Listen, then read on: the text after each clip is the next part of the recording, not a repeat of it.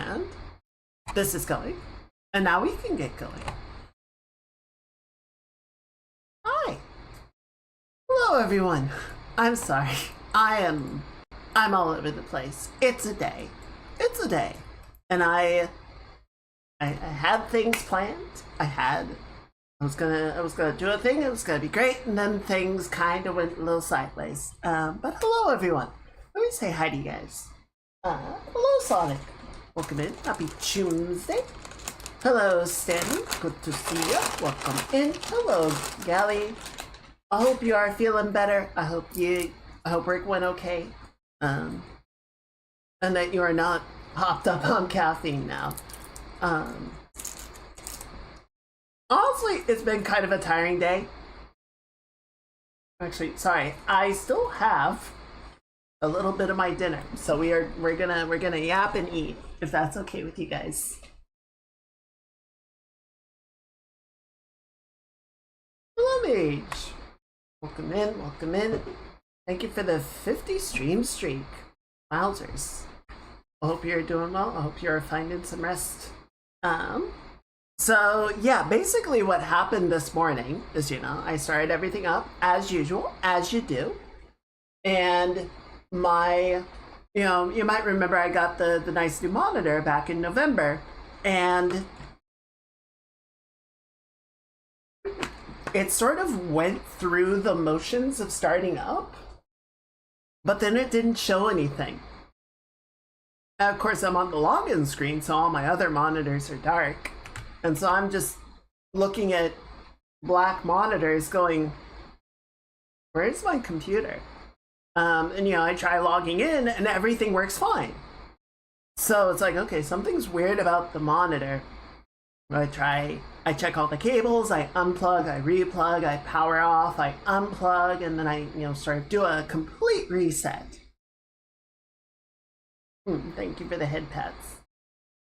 And am I going against Infernal Exhaustion? Was there an extra phantom ping in the Discord? No, I'm sorry. I was getting everything set up and I hit enter by mistake, and so it sent out a ping like 5-10 minutes ahead. You are not going crazy. I mean, you might already be crazy, but you are not. You are correct. So yeah, I did a little bit of sleuthing online, and basically what I can tell is AOC is kind of shoddy in their craftsmanship, which frankly doesn't surprise me that much given how everybody these days seems to be shoddy in their craftsmanship. And the display port on the monitor side seems to just kind of burn out sometimes, like physically burn out. So as far as I can tell, the display port just doesn't work anymore. Which is absurd because, I saw some people saying like, oh, after a couple of years or whatever, mine was like 3 months.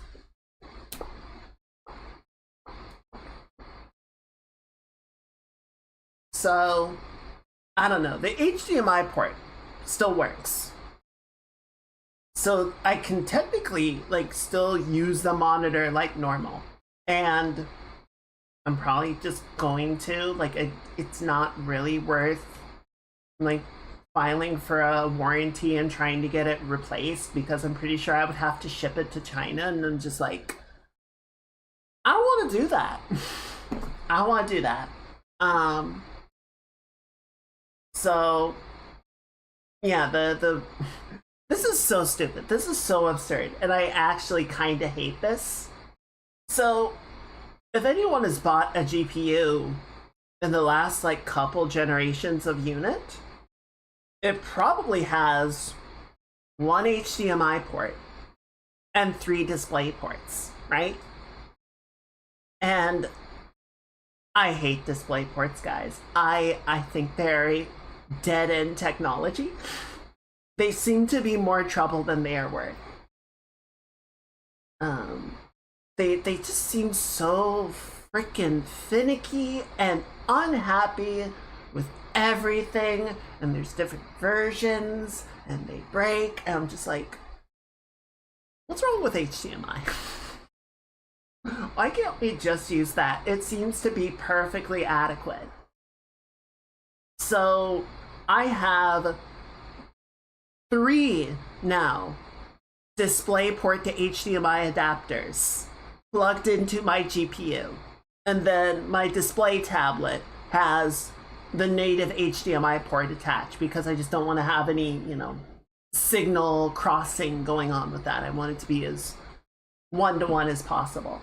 So, yeah, I normally what I do at work is I clock in and I just work 7 hours, right? I work 7 hours and then I take my lunch break at the end of the day so that I can leave early. I like that more. I just eat at my desk and keep going, and then I just get the extra time at the end of the day to do my exercise or work on projects or just relax, whatever I want. Excuse me. I find that works well for me. So I still do technically a whole 8. I just, choose to not take an actual lunch break. But I was going to do that and I would have had plenty of time to do a little bit of cleaning. I've got a house inspection to do tomorrow, and I would have done my physical therapy and eaten dinner and gotten set up for the stream, and it would have been great. But instead, I had to run out and buy the new adapter, which took up the entire lunch break, and so it was just like, this is fine. So yeah, having a great. We're figuring it out. We're getting by. But yeah, it was not the way that I was planning for today to go. But it's okay. We're here now. We're just gonna chill. I'm gonna finish eating my pizza, and we will have ourselves a lovely little stream.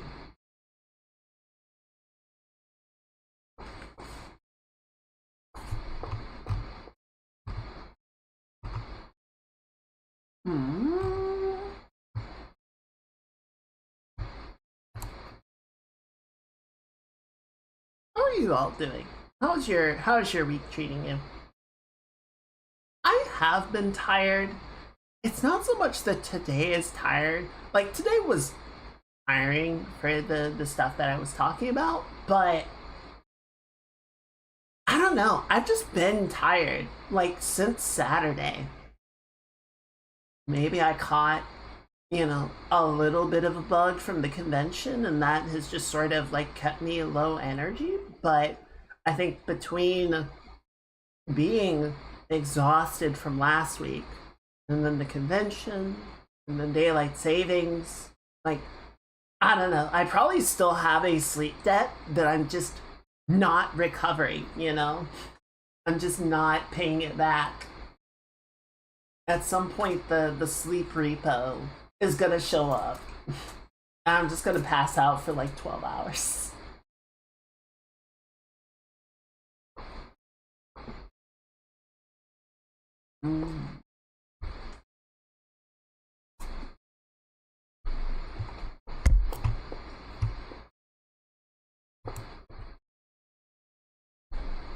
The weather does seem to have been kind of crazy. It's been very cold for us, which is weird because I'll talk to my coworkers in other states and it's been like super hot, and I'm like, what the fuck is happening? Honestly, we kind of need the rain though. So I'm not gonna complain. We are getting more sun. It is still, it's getting dim now, but it is still sunny out. It's the one upside to daylight savings. Is like, kind of, I think we should just stay here. I think we should stay on the jump forward schedule and just lock it in. This whole switching back and forth thing, it's not working.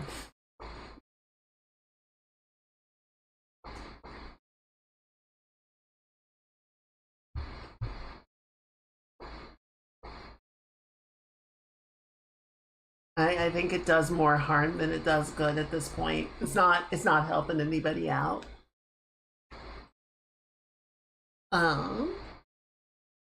What happened? What even happened Sunday? What did I do Sunday? Sunday was really short because I woke up late. I think I did sleep in a little bit, even if you don't count daylight savings. I was just like, I'm tired, I'm gonna sleep. It was a good sleep. Kind of a light workout. I did get some model work done. So I don't have all of the drawing completed yet. I got the body, this whole business, more or less done. And I'm looking at it, I'm like, this looks right. It looks like it will do the thing that I want to do.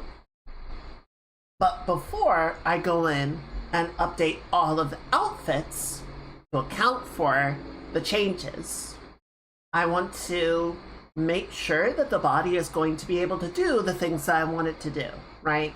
There's no reason sort of building up a bunch of art debt for something that isn't actually even going to perform correctly, right? So that's basically what I've been doing. I've just been sort of rigging up the body and, re-meshing the whole thing, re-importing the whole thing, figuring out some of the relationships between objects. And I finally got to a point where I could actually get the body to start moving. And it's looking pretty good. There's definitely some stuff that I need to clean up, but it is definitely going in the right direction and seems to be working as intended. So I still need to do a little bit more setup, a little bit more polish. And there's a few things that I still have not quite figured out how I want them to work.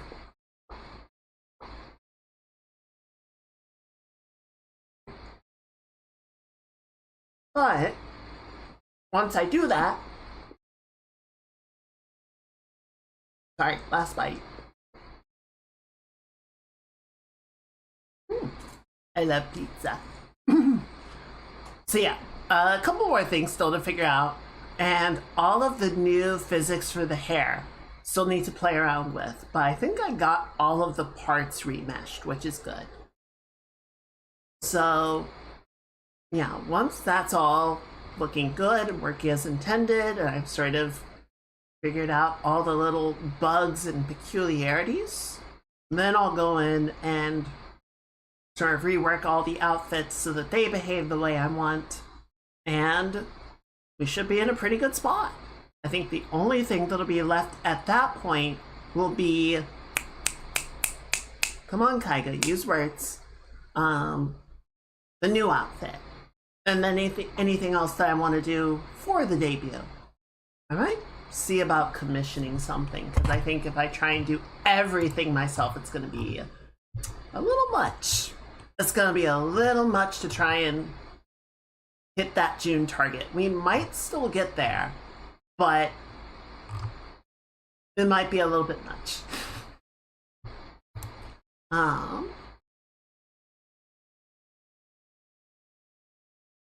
Yeah, that's going pretty well. I did play some more Deadlock. I've been messing around with Ivy. I was told I might enjoy Ivy because she is a support, quote unquote. And I suppose in a way she is a support, quote unquote. But she is not a support in the sense of I'm going to hang behind my party and, provide healing and defenses and bolster their output. She is a support in the sense of I'm going to be an absolute fucking menace to the enemy team. I'm going to slow them down. I'm going to body slam them. I'm going to pick up my teammates and throw them at the enemy, turning them into a bomb.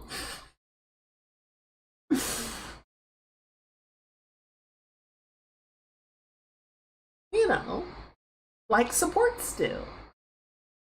So I've been kind of playing around with her. I've been experimenting because Yeah, it's a weird sort of thing where it's like the more of a menace she is, the better a support she is. So I'm kind of playing around with them, kind of figuring out like what I want to do. I was messing with a few things to sort of input or increase the output from her gun, you know, her sort of basic attack capability. And it was going okay. It was going okay. What I was finding in the bot matches is it's kind of still like not enough to like it does a ton of damage in fights, but it's not enough really to close out a fight. And it's not enough to like push. I don't know, like the bots were not able to capitalize. The bots do not coordinate very well. Hey, Knight, welcome in. Happy Choomsday. I appreciate you being here. If you do feel like you need to get on to bed, please do though. We should all be taking care of ourselves. See, I do like her. I feel like I don't know, like I have Paige and Rem, who are I feel like they're both more sort of hard support characters. And then Graves and Ivy are they're more aggressive. So I feel like that's a good mix of characters, right? That's like if we have someone else playing the hard support, I can sort of go like a 50-50, or I can be someone more upfront and aggressive. And if we need someone to play the hard support, I can do that. So now I've got a good roster of 4 characters, which I think is a good place to be at. Yeah, the way the game basically works, I think you're required to have a roster of 3, and I think by having 4, you're basically unblockable, which is good. Running up their ass, I hate being that low on sleep. I've done it, I don't like it.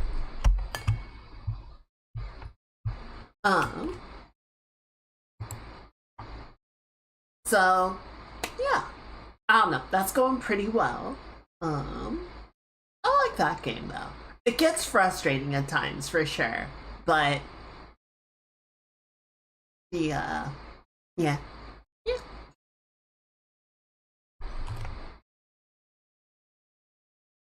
All right. What else happened this weekend? What else has happened the last couple of days? I don't know. I feel like I'm just in kind of a daze. I feel like I'm sitting down after just a day of being like a little high strung and all the pressure is kind of coming off. I'm just like, bleh.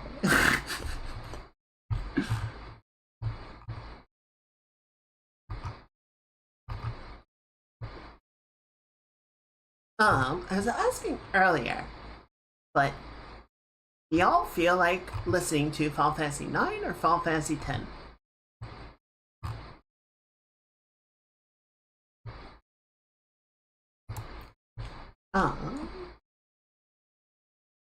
Yeah, honestly, like, I was looking at that. I opened Star Citizen for a couple minutes last night. I wanted to fly around and do a little bit of missions. I ended up turning it off because it's been okay. It's been okay. A little frustrating, but we make it through. How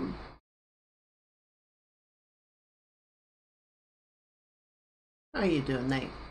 Aside from the sleep deprivation. I don't know.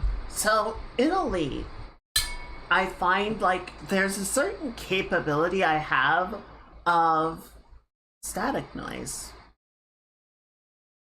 Oh, I wonder if it's capping out. Here, let me lower it down a little bit. Maybe that's better. Oh. The mic was behaving weirdly when I was getting set up. I did get it reconnected, but it's there. It's here now at least. That's something. Um, what was I saying? So in Elite, I find when you know, you'll hear it only when I talk. Well, I can put it down a little bit farther, but I don't know what it would be causing it.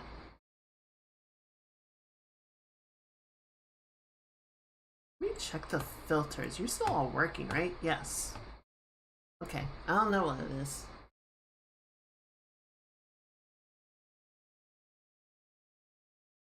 Unless it's the fan from the computer? I don't know. Anyway. Um, what was I saying? Right, so in Elite, I feel like when I do like cargo hauling missions, I don't know, it's easier to sort of figure out when missions are sort of overlapping with each other. Like I can take multiple missions to a single location and sort of do multiple cargo hauls at the same time. And I'm not hearing it, but the speakers are not the best. I don't know. I don't know. Maybe I just have a staticky voice. What can I say?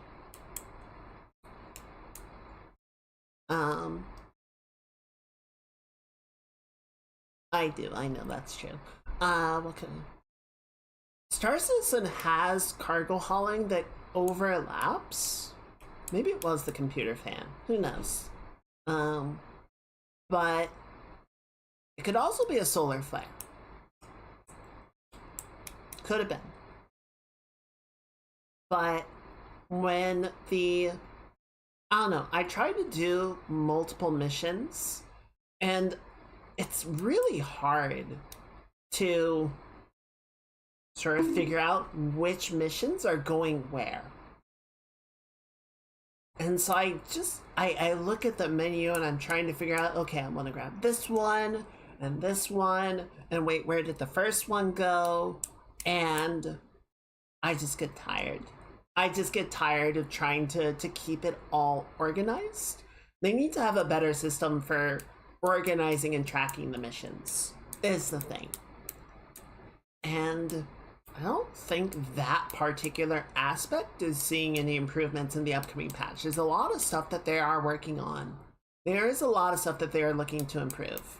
I think 4.7 is going to be a lot of fun, but they do need to do something about the mission system because it's still just a pain to try and like organize multiple missions. And they're trying to like break them into categories better, which helps, but there needs to be like a search function or something, right? Where I could like look for all the missions that are going to a particular location, right? I could search for, say, Port Tressler, and it'll show me all the missions that like start or end at Port Tressler, and I can sort of start to filter things down that way, right? That would help a lot. But right now, you just go through the list and all the missions are identical, and you're just trying to sort of like find each one and remember it, and then go back and collect them all. And so, yeah, I tried doing that for just like 10 minutes, and then I was just like, I just don't feel like dealing with this right now. So I ended up closing it and just working on some drawing instead. I don't know. 4.7 is going to be fun, I think. I think it'll be a really good patch, but I just wasn't up to dealing with it last night. It's okay. Soon. Soon. I think soon there'll be a lot of... I think I'll be playing a good amount of it once the new patch drops. Which will probably be a couple more weeks. Yes. But why don't we go ahead and get to drawing, right? We've got some artwork to do. I can almost guarantee we're not going to finish it tonight, but we can get close. We can make some good progress tonight. So let me pour some tea, and then we will jump over and get it going.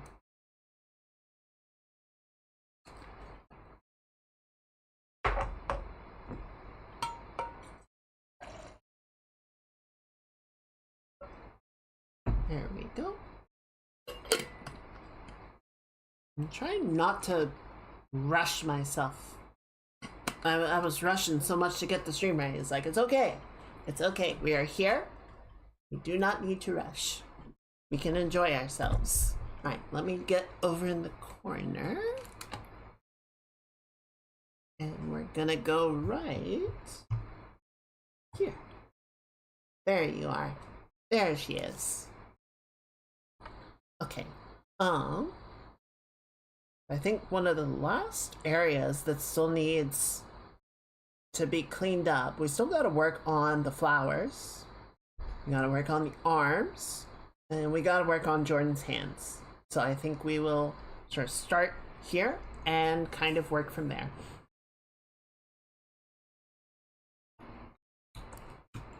It do be. Listen, you gotta start somewhere. Hello, boss.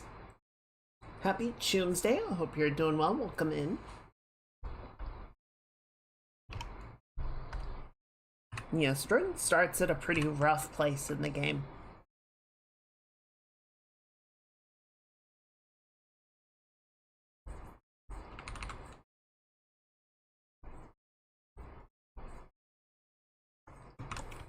It's a very Tuesday face. Oh, that is a flippin' floppin' mood. It's true. It's true. How you doing, boss? So I do have a ramble topic.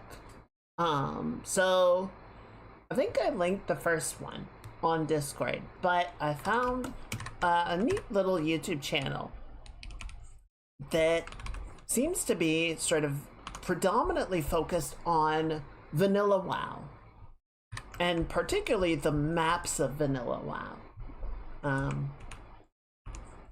So they have he has a couple of videos that he has done, you know, sort of looking at like the dungeon maps and whether they would, you know, fit geographically in the real world. Or not real world, but in the game world, right? If you laid the dungeon map over the world map, would it fit? Or is it just like... I save... Note to self, vanilla WoW summons tech. Hello, tech. Happy Choomsday. Welcome in, welcome in. Hope you're doing well.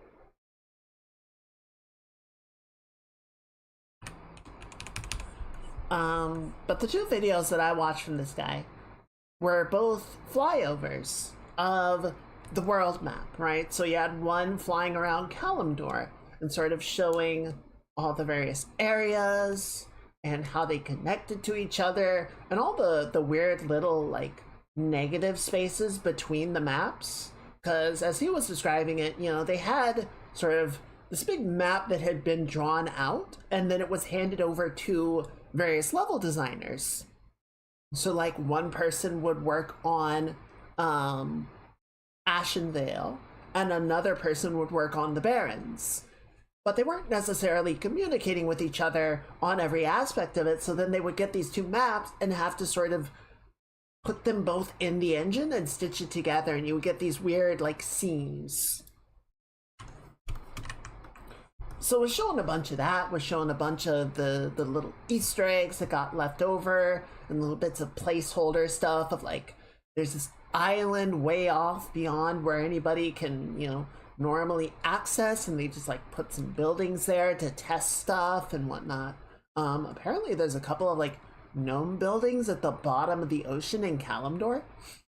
Just weird things like that.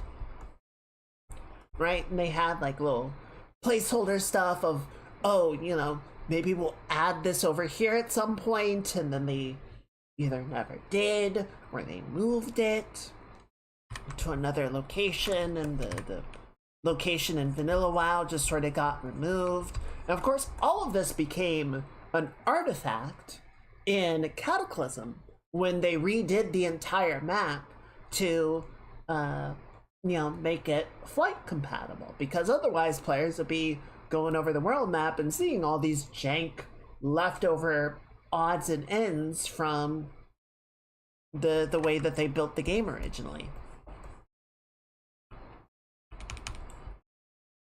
And believe me, there's a lot of jank in that map. It's kind of impressive how well it works, considering this was made in like 2002. There was some impressive capability. There was some impressive problem solving that they did to make that game work as well as it did. But it got me thinking a lot about the design of the world and why games like World of Warcraft and Final Fantasy XI, just in many cases, and I'm sure to some degree this is nostalgic goggles, but just like the older MMOs feel like more authentic living worlds than the newer ones do, right? Like Final Fantasy XIV is obviously a higher fidelity MMO that looks nicer and has more content than 11 does. And yet, for some reason, 11, in my mind, is the more authentic world, just in terms of like its overall experience. So I've been thinking over the weekend about like, what would cause that, right? What would be the reason that, like, what's going on that modern MMOs can't capture that sense of being a space to exist in?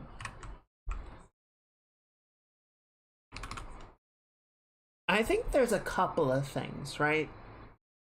I'm my own thinkings, my own ponderings. I would love to hear all of your thoughts on it, but there are a couple of things that I think came to mind.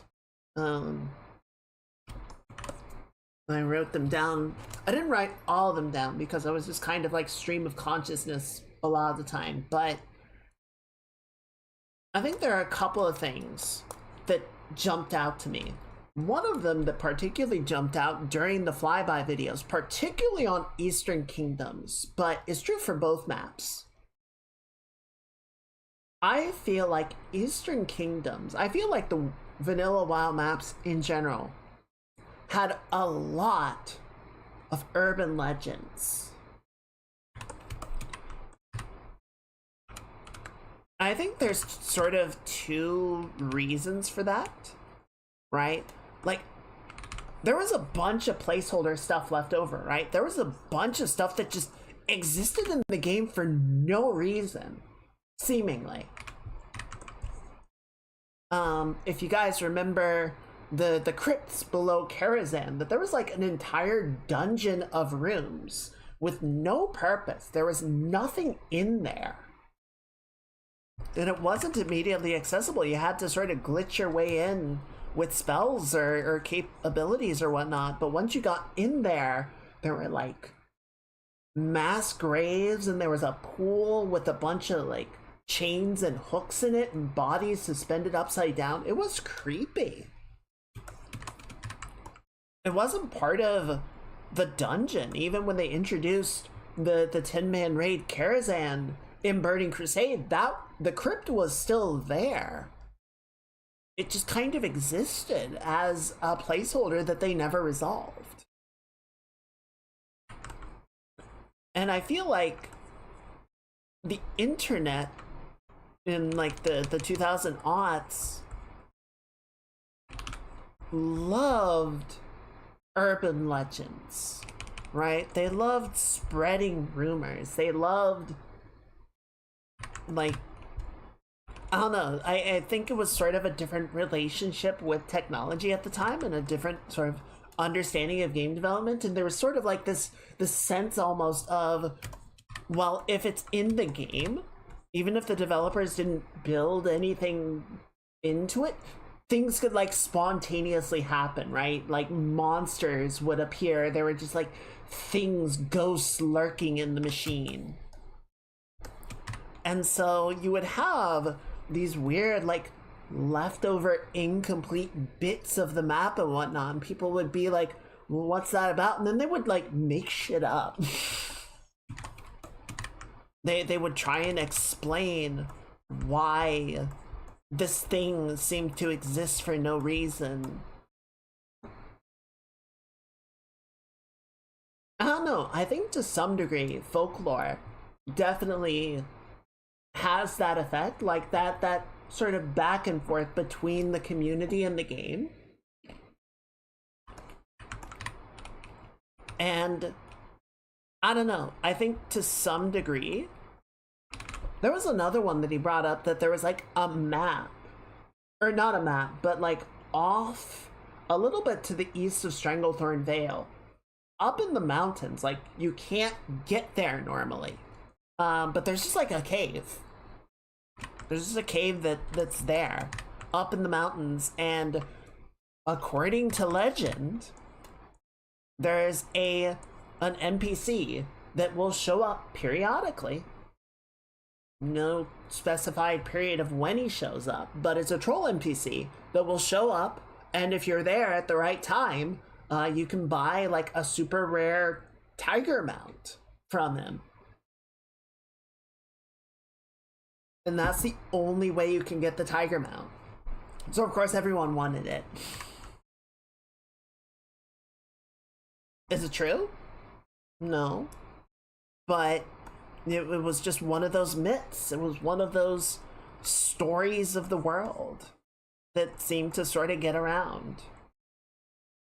And people believed it. And I think, you know, compared to modern MMOs, modern WoW, modern FF14, modern Guild Wars 2, whatever, like we have data mined the fuck out of the game, right? We know it inside and out. We know everything that is everywhere and how everything behaves and everything performs, and it's just kind of a system, right? Like it doesn't have that sort of, well, we don't know the shape of the world. There could be things out there, things in there that we haven't discovered yet, we haven't found.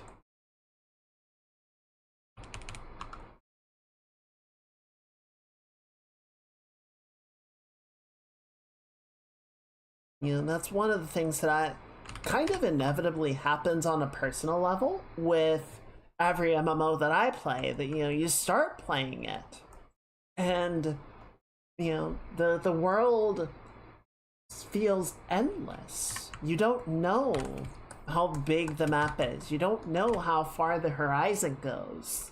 And it feels like you could just go forever. And eventually you play it for long enough, you hit max level, you do all the content, you explore all of the map, and you do kind of fill in the gaps. You fill in the boundaries and you go, oh, okay, this is the limit. This is the shape of it. And that sort of initial feeling of infinite possibilities starts to fade as you start to define the borders, define the boundaries.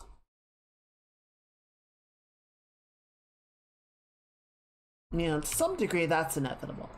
To some, because the developers can't make an infinite system. Unless you're Sean Murray, in which case you can build an effectively infinite system. Though it does have, it has its own limitations. It's not like numerical limitations, not you know, physical limitations. It's just eventually it does get kind of repetitive, right? Because the worlds can only have so much variation in them. So there's still a boundary there. It just comes in a different shape.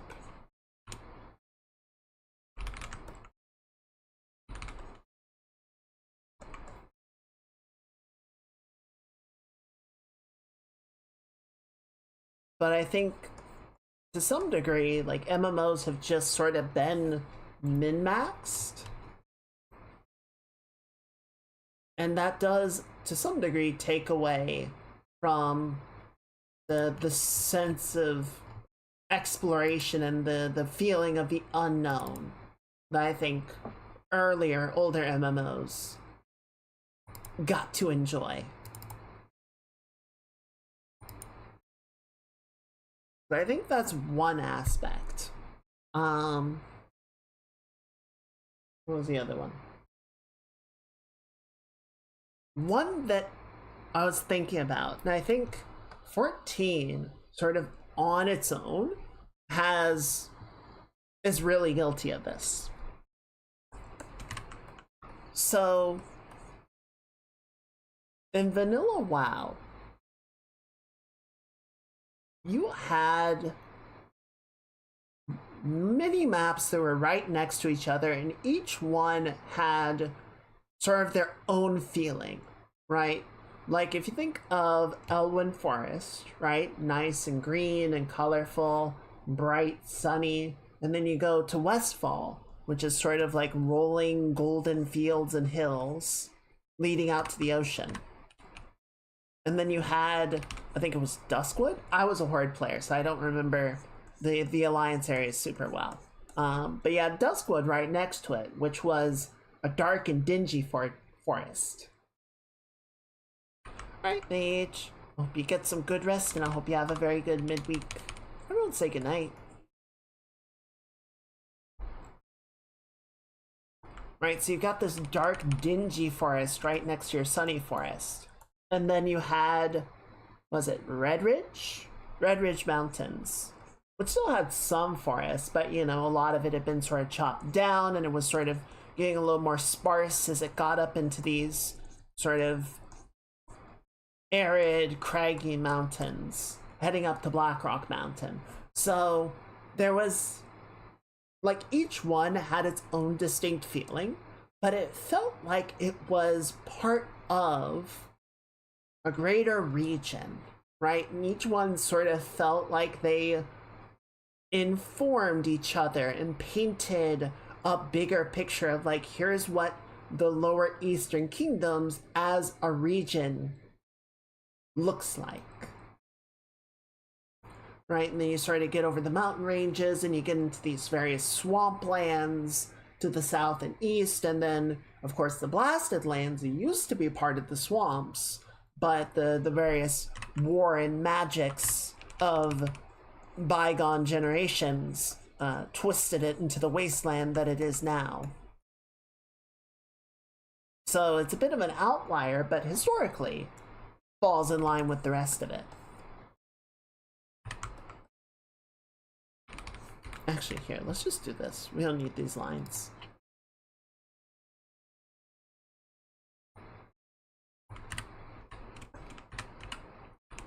And 14, I think, did this very well in Realm Reborn and in Stormblood, right? Because Realm Reborn was sort of using the same approximate areas as vanilla, right? They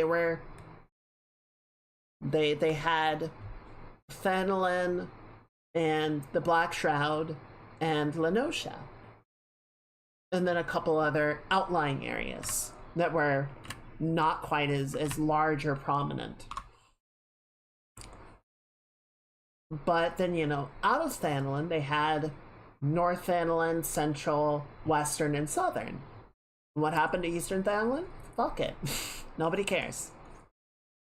You know, the Shroud had a few regions, Lenosha had a few regions, and so they were sort of able to do the same thing, that each region of their respective areas sort of had its own unique feeling and look, and was able to sort of stand as its own thing, but serve to inform what the greater region looked and felt like, right?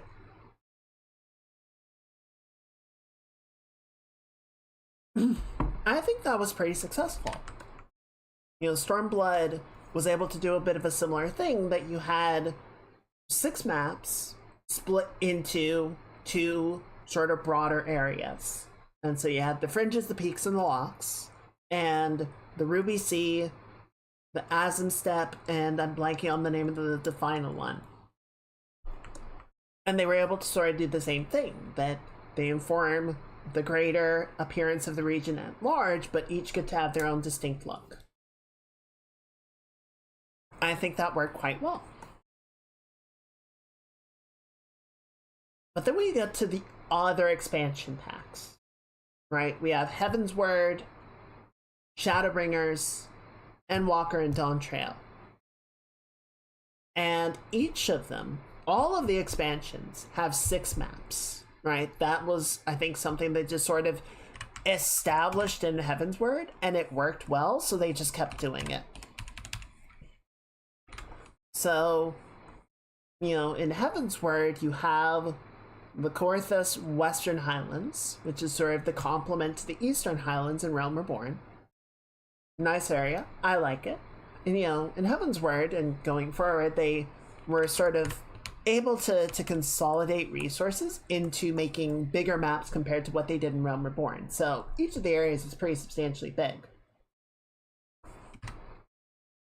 But then you get to the something Lowlands, which I hate. It's one of the ugliest maps in the game.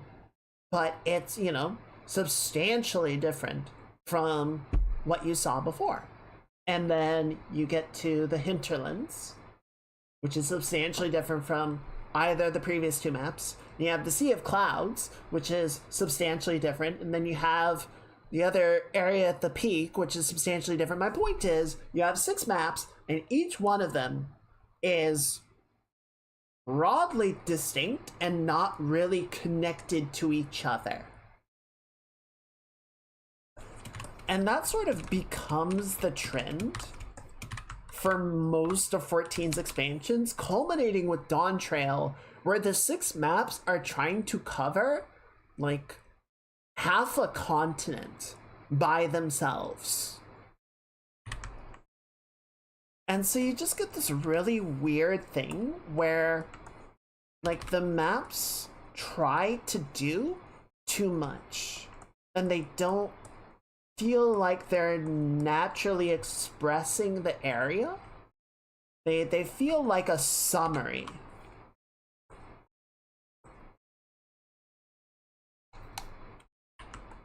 I think that sort of feeds into the theme park feeling that we don't really get to, it doesn't feel like we get to explore the space in its totality. Or even in a good representation, it just kind of feels like there's enough of the map to check it off. And then we kind of just are good with that. We kind of just have to accept that that's just what it all looks like.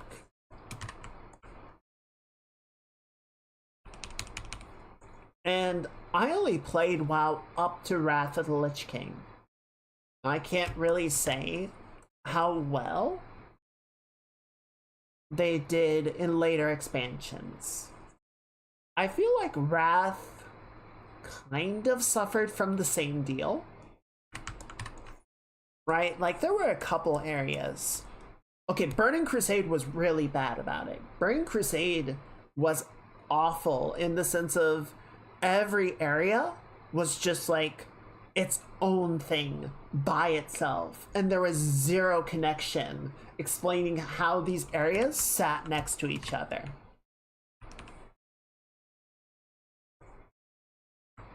Like, the areas in isolation were fine, but they never felt like they belonged as part of a larger group, you know?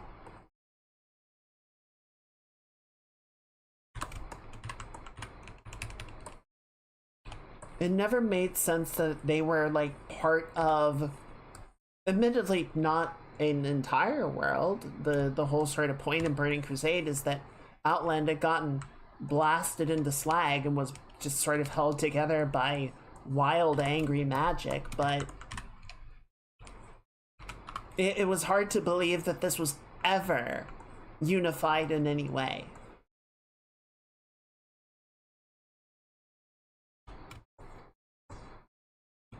So I definitely think Burning Crusade didn't do a great job. Wrath was better by comparison. If only because there was like some sense of continuity, that it was all sort of northern environs of various kinds, you know, tundras, forests, mountain ranges, and then a weird basin where dinosaurs never went extinct. I don't know.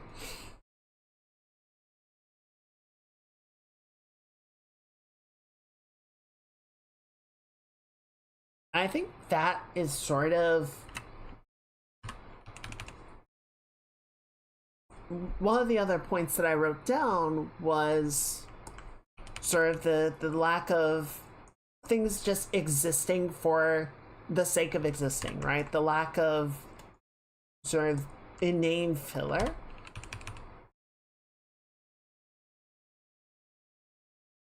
That everything that is put into MMOs nowadays has to exist for a reason, right? So, like, at a basic level, it's fine to have a map serve the function for an entire region. And that's all you need at a base level, right? That gets you the core legibility of, this is the area, this is what it's about, this is where you go, this is what you do.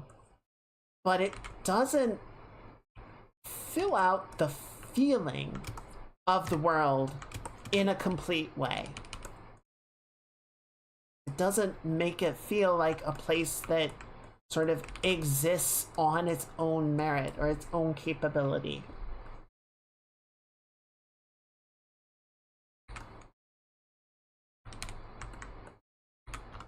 It's a weird, like, sort of Schrödinger situation of the world doesn't exist until the player is there to observe it. And I feel like when an MMO or an RPG is more successful, there is a better sense of, it has been here before you started playing, and it will be here after you stop playing.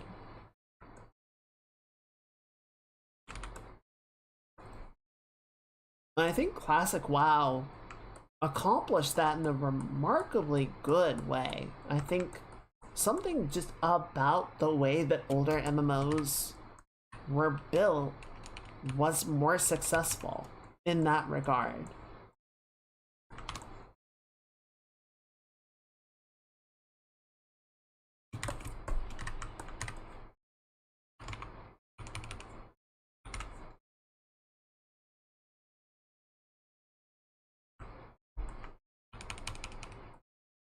It's hard to pin down exactly what it is, right? And some of it is going to be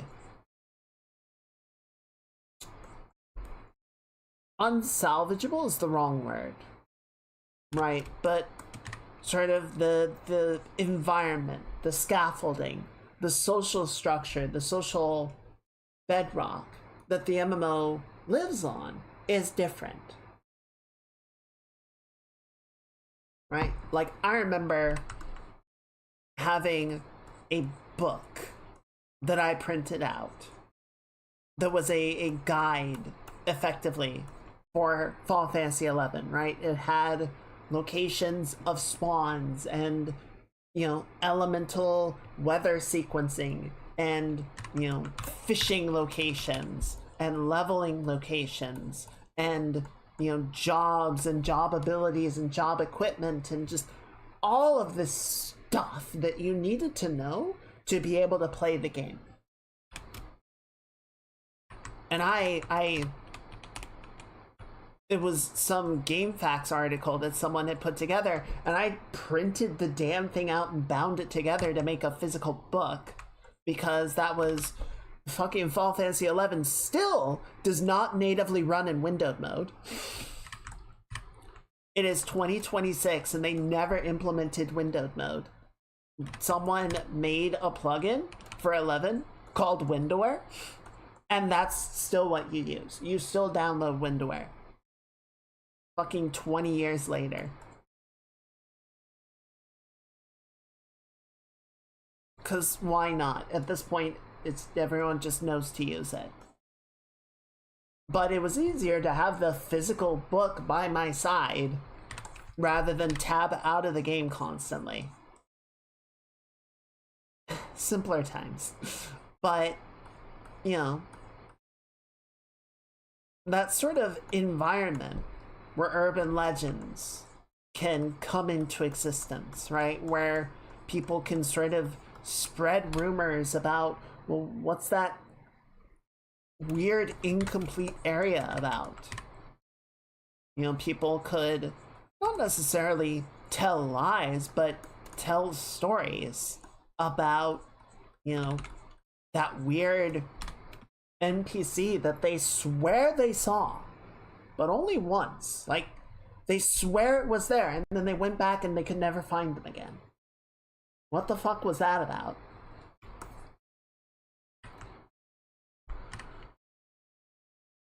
Well, I sold Jeffy no legs.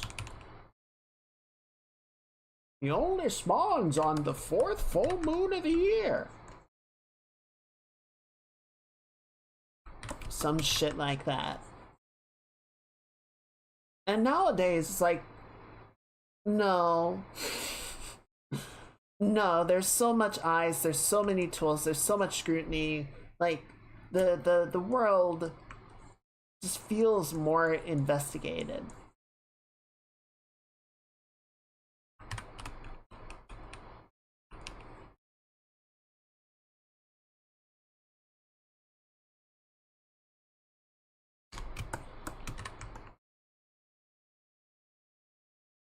You know, nowadays you have tools websites and discords and guides and, you know, everything you could need to know the game inside and out, and there's, I think, less of a sense of general discovery.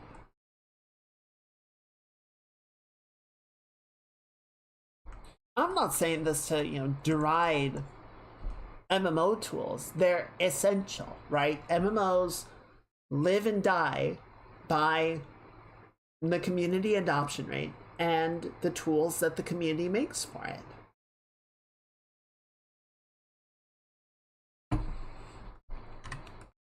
You know, most crafters in Final Fantasy XIV will not sit there and, you know, risk valuable materials to figure out the process for crafting, you know, end game potions and food. They will go to the website, and I don't remember the name of it, but they will go to the website and they will practice the build order, the steps. Someone has recreated the crafting minigame effectively, and they will practice the steps and figure out the right order of operations to get the craft to be successful. And then once they have figured that out, they will save it out as a macro and import it into the game. And then you just start the craft and hit the macro and let it run itself.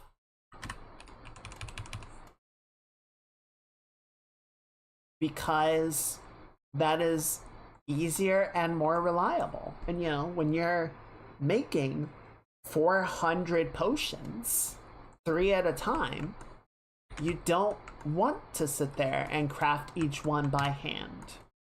Not only is it incredibly tedious, what if you hit a button in the wrong order? What if you skip a step and you go, oh fuck?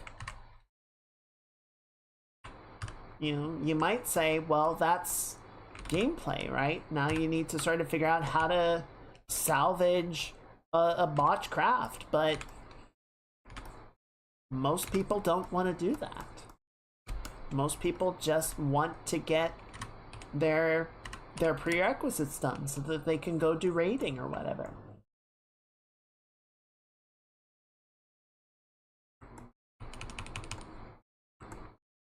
So the tools are absolutely essential, and I'm not saying, oh, you know, MMO communities should stop using tools or, you know, stop having ways to share and coordinate information. But I think it is very telling when 14 introduced Eureka, which tried very hard to sort of replicate the feeling of 11, right? It was like, we're going to introduce, leveling systems and health and defense systems and group party systems to make it feel more like the classic Final Fantasy MMO. And in some ways it did, but because of how the players behaved differently, because of how they coordinated and shared information differently, it still never felt exactly the same. It still was much more streamlined. It was much more... It had less sort of... What's the right word? Like...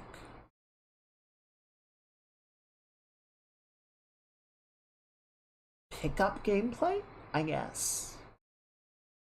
There was less sense of sort of figuring things out and figuring them out with each other. It was just kind of like, okay, well, we're all here and we're gonna form a farm chain and we're just gonna round the map killing bosses because that's the fastest way to get the rewards that we want.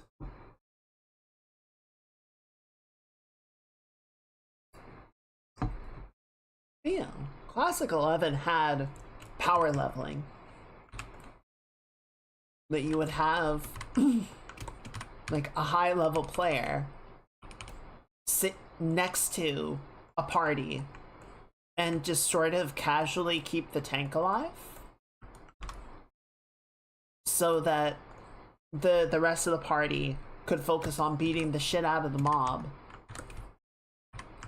and, easily clear the fight. And it would let you level much, much, much faster. So there's always been stuff like that, right? People have always been sort of figuring out ways to min-max the system and level quickly or get rewards quickly. So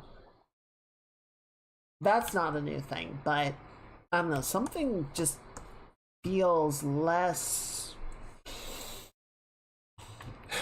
I don't know.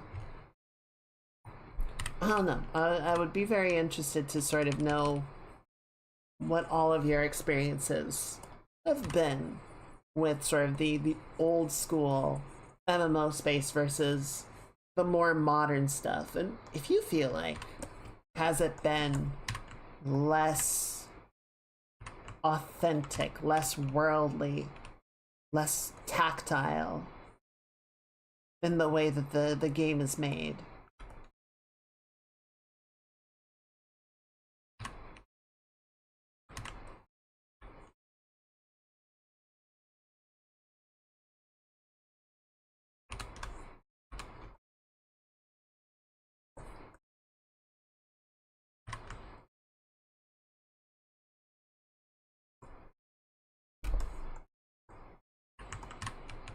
I do think to some degree they kind of just need to let random bullshit continue to exist in the game.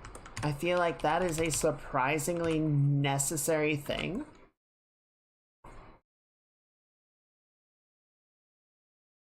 That if it feels like everything has been placed there for a purpose, that's artificial, right? So even in cities, right, where you would think everything is dictated by urban planning, everything has a plan, everything has a function, like, yes, but a lot of times, especially in very old cities, you are looking at many generations of plans, right? That this made sense at one time. It doesn't make sense anymore. But we also don't really have a reason to get rid of it. We kind of just leave it around because it's fine. And then, someone just put that there you wind up with this sort of natural buildup of stuff that fills out your supposedly well designed, well laid out city.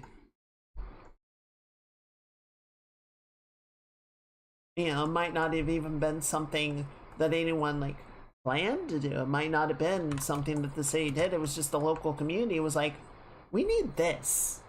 And so they did it. And then the city was like, well, we didn't say you could do that. And the community's like, but we needed it. And you weren't doing anything, so we did it. And the city's like, well, if we get rid of it, they'll get really mad. So I guess we'll just leave it. And then it just kind of sits, it just becomes integrated into the city. And even if it stops being what they needed, it's like, well, it's there now. It's not really worth taking down, so we'll just leave it.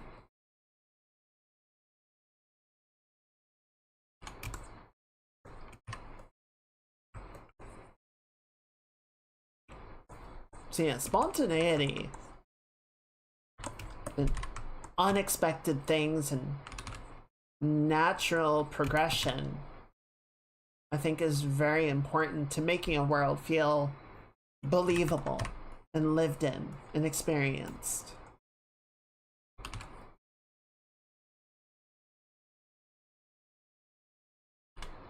I mean, I'm sure you can think of a game where, you know, you had like various shops that you want to visit and the auction house and whatever else, and you're like, why is all of this so fucking far apart?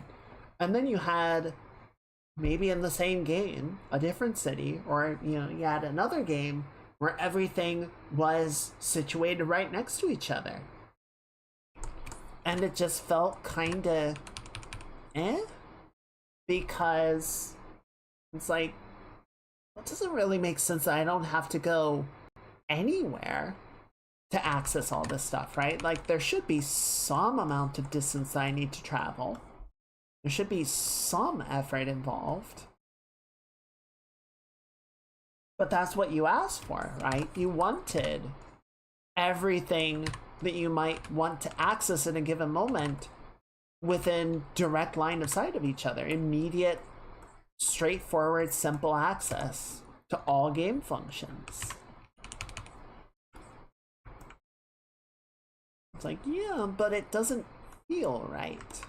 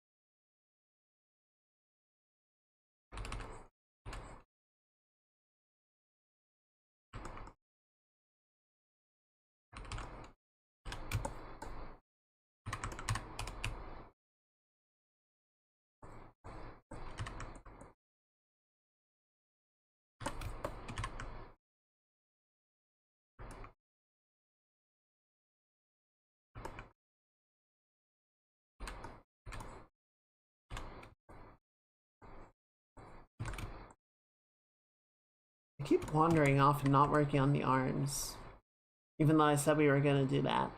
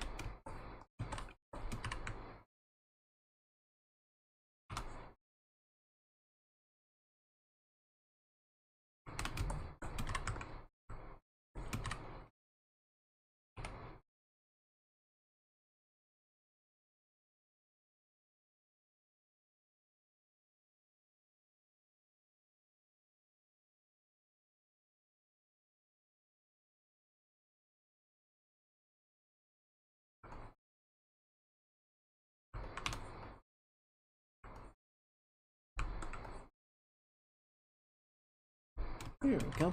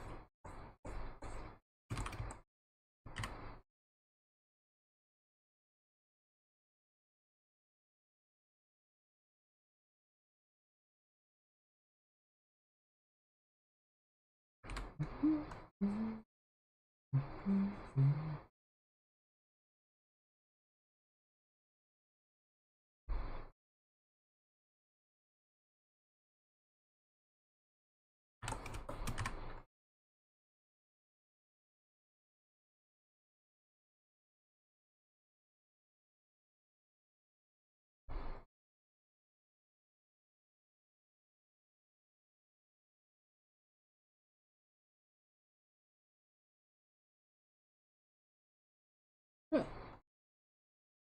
Then just wrap around the wrist.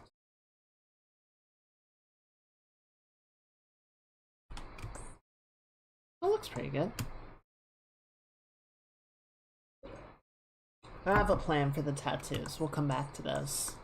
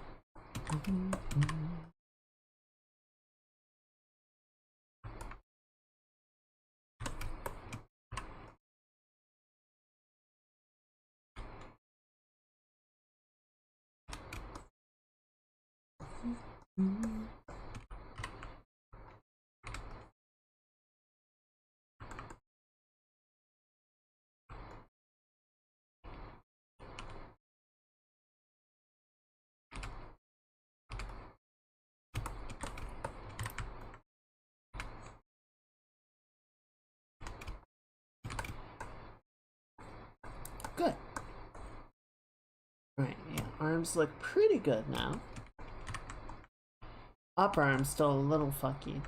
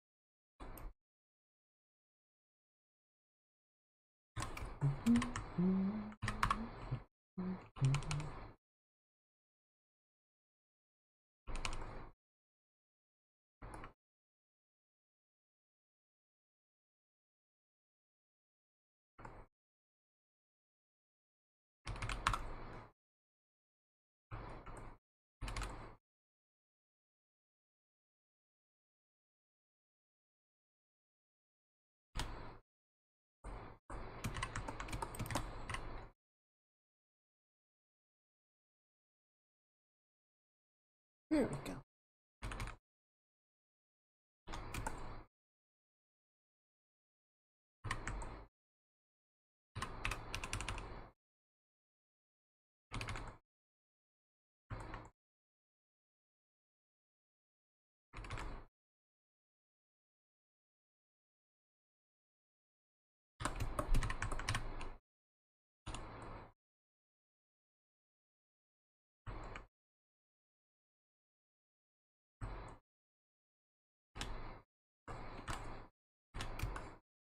That feels better. Let's clean the shape up a little bit.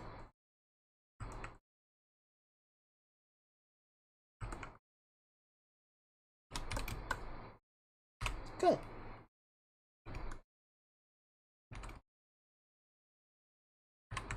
And then got a little bit of, well, I guess it's okay.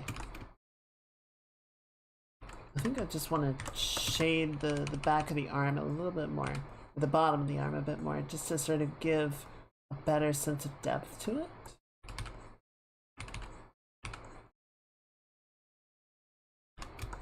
Help explain the bend a little bit better.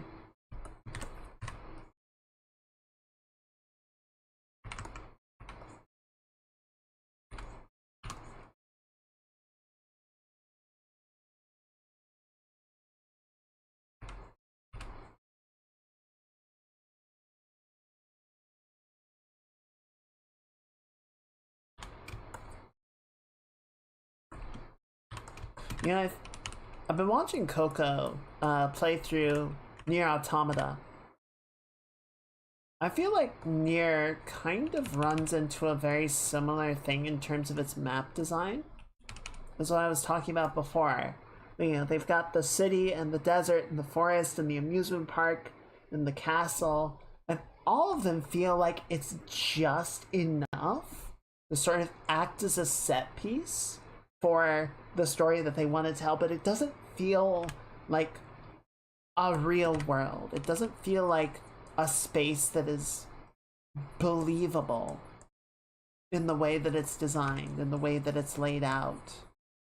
It feels like a bunch of stages, and maybe that's kind of intentional because on multiple occasions they kind of stage everything like it's a play. Right, so maybe some of that performative feeling is deliberate, but it always kind of rubbed me the wrong way. It always kind of felt like it wasn't. It felt fake, I guess, to use a bit of an overly harsh term.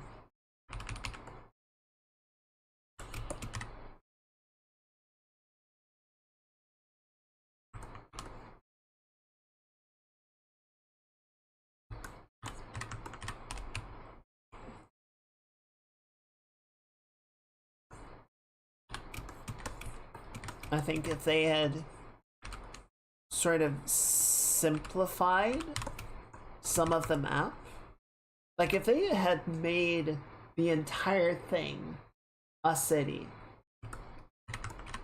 but it was sort of like different sections of the city, so like you have the overgrown section instead of a full-on forest, if you had like a wasteland area instead of a desert, you know, where like more of the city had been leveled in a battle, so it was more sort of desolate, you know, stuff like that. I think to me it would have felt more convincing. Trying to have them be so incredibly disparate was just weird. But you know, you can still have like the factory and the amusement park. Those I think make enough sense within the framing of a city, but some of the other stuff was just like it was too separated.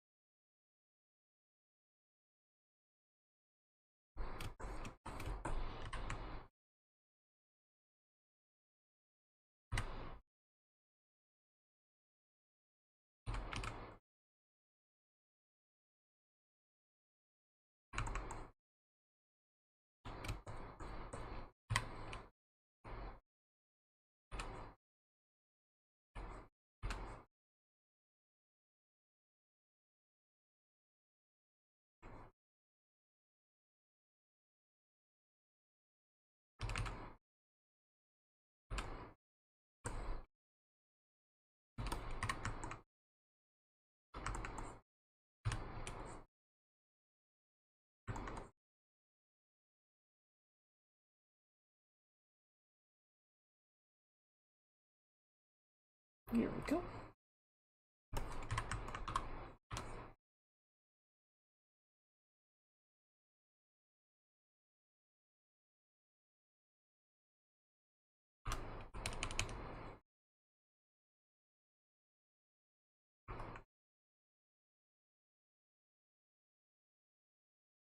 Here we are. Alright, that looks pretty good.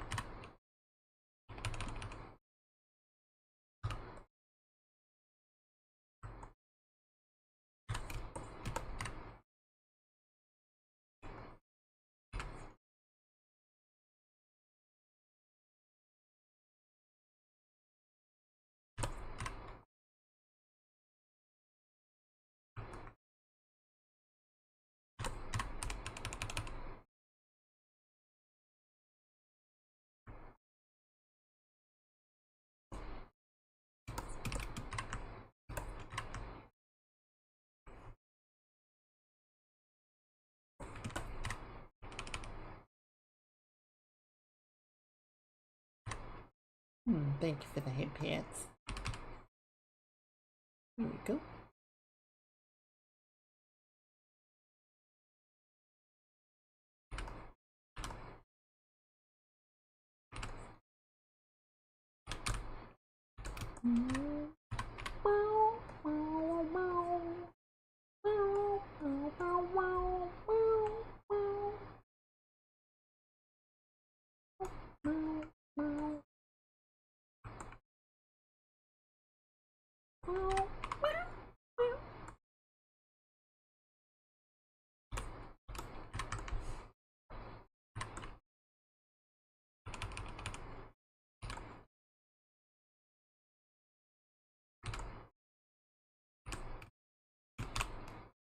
I haven't saved in a minute. If y'all are working on something, you should save it. Right now.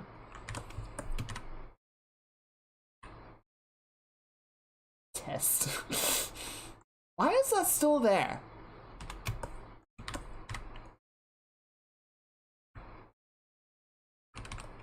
I don't even remember what I was testing.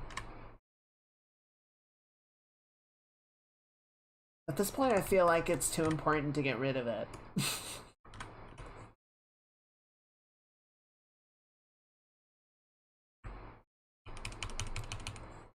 Like, if I get rid of it, something's gonna break. Or just a piece of history will be lost.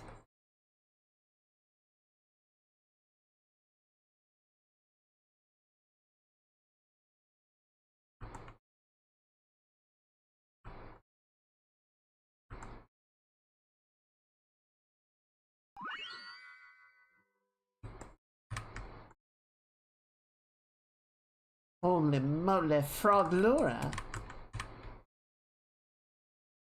Did it work?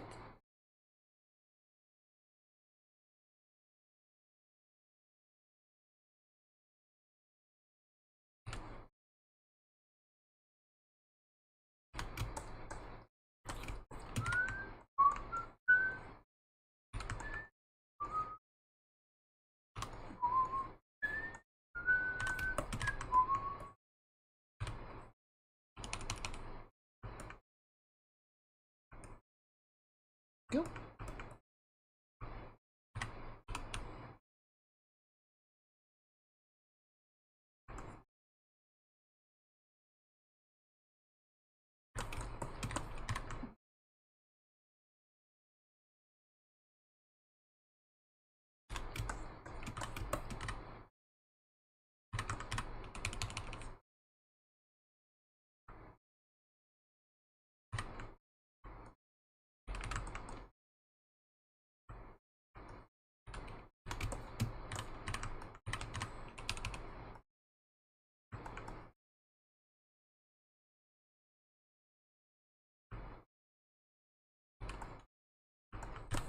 There we go. Alright, we're getting somewhere.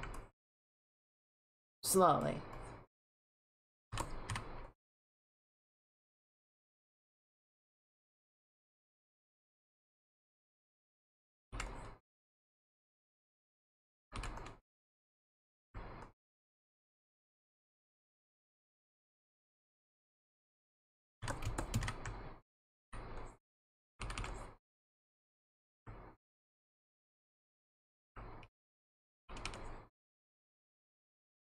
It always kind of bothered me that Valefor never became a recurring summon in Final Fantasy. I thought they were really pretty in 10. And then that was kind of it. He was like never showed up again. It was very weird.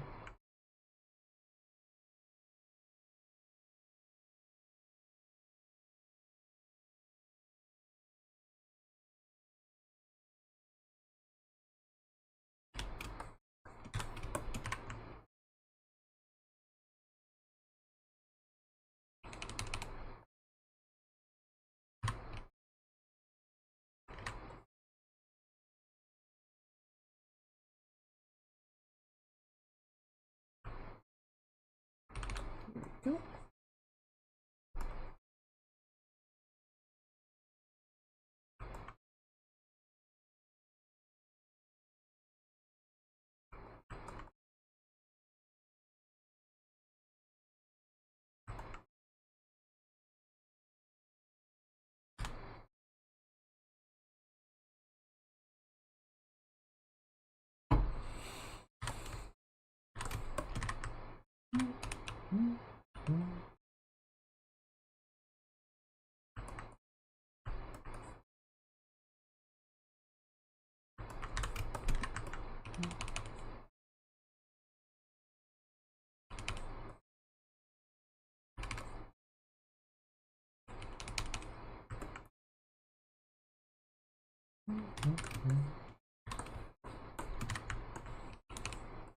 You know, we were looking very briefly last time at the that little event, unexpected event in Star Citizen where the one distribution center had a mission glitch where you could make a ton of money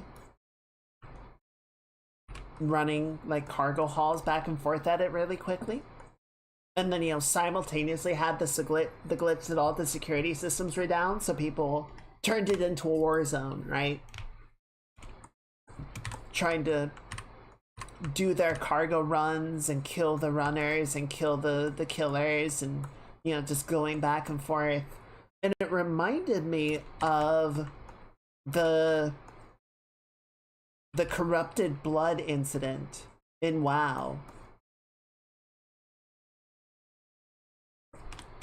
where one of the, I think it was Zul'Gurub raid bosses had a condition that he could put on players where you would basically contract a blood disease and it would deal damage over time, and there was something that you had to do to cleanse it. But if you stood, actually no, I think you just had to wait it out. I think you just had to let the disease burn through you and get healed to survive it, which is kind of how some diseases work, right? But if you stood too close to anyone else, the disease would jump to the people in your immediate proximity. So there were like dedicated spots that if you had the blood disease, you had to run over and isolate yourself from everybody else. Does this sound familiar to anyone? Keep in mind that this raid came out in like 2005.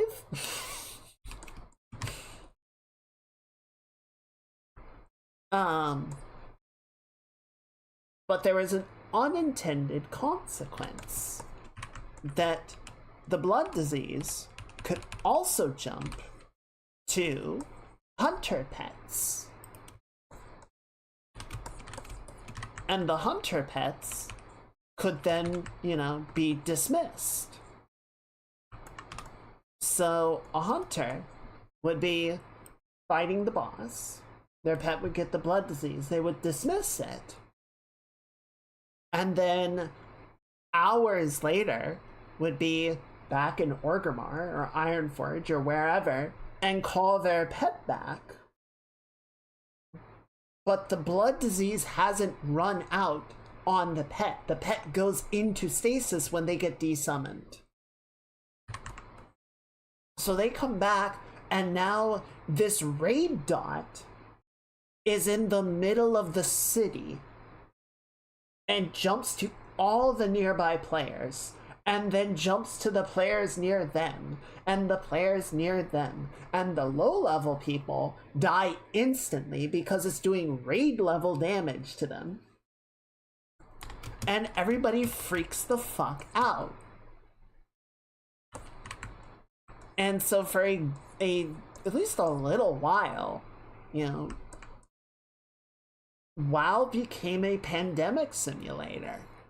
To the point that the CDC actually looked at what happened as a simulation case study of how people would respond in a pandemic scenario. That, you know, people would try to avoid the high population areas, only go into the cities if absolutely necessary, would find, you know, lower population alternatives. Some people would be total dicks and deliberately try and spread it. A card Soul Flare cast a debuff, corrupted blood on raid participants. Oh, you had to just... You didn't wait it out, you just had to kill him. Jesus. Which I guess makes it even harder because it doesn't... That means it doesn't, like, burn through you within a set period of time. It just ticks slow enough that you just have to kill him. And the longer the fight goes on, the more people get affected with it, and the harder it becomes to keep everyone up. So, and since out in the world, there's no Hakar the Soul Flare to kill, if you contracted it, you probably just died.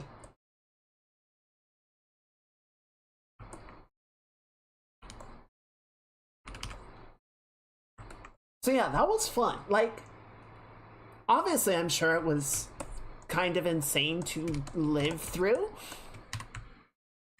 but I don't know, there are things like that of like, this isn't something the devs planned for, right? This wasn't some event that they concocted. It was a strange little perfect storm of all of these factors coming together in an unintended way and creating something really cool out of it. And I feel like I like it when the game and the developers can kind of just roll with it, right? Of just going, well, this is happening now, so let's just kind of, it's not hurting anything, so let's let it ride. I mean, they did patch it, right? They did fix the cause of it, but like for at least a little while, that was just sort of the crisis event of Warcraft. You know, Distribution Center Dupree was the unexpected hot zone in Star Citizen. You know, in Final Fantasy XIV, during vanilla, when the calamity was occurring, you know, people had already sort of built or decided Ul'dah was like the best city in the game because, you know, it had the best access to the various vendors and locations that you would go to the city for. It was the most convenient city, and so it became the most popular one, kind of in the same way that Limsa's the most popular now. So when the calamity occurred, you know, and the devs started spawning yes, a lot like that. The devs started spawning monsters running around.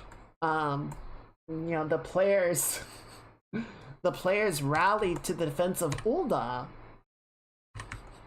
Screaming Head Pats got it.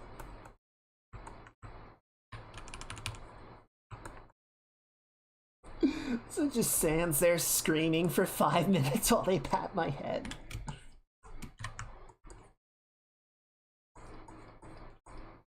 It's very awkward.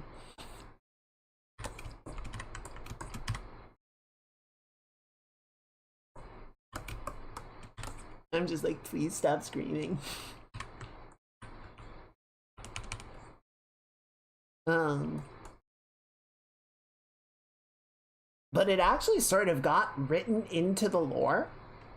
Like, it got written into like the official history of the calamity, that as the chaos was unfolding and monsters were terrorizing the land, the adventurers rallied to the defense of the city, tried to form a defensive wall to hold back the terror, to varying degrees of success.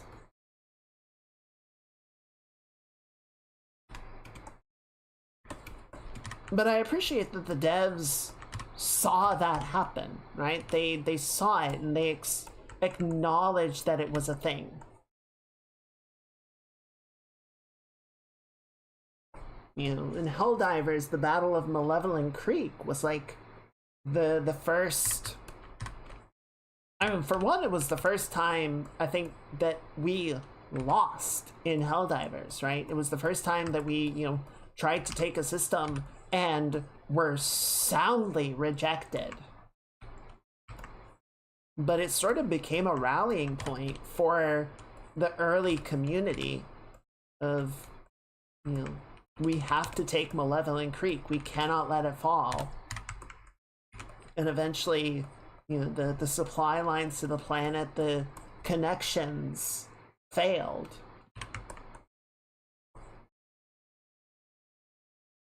And we weren't able to sustain the fight. But damn if we did not try. Malevolent Creek was a nightmare. Like, that was soundly harder than every other planet in the game at the time. I don't know what settings got cranked to 15, but it was kind of nuts.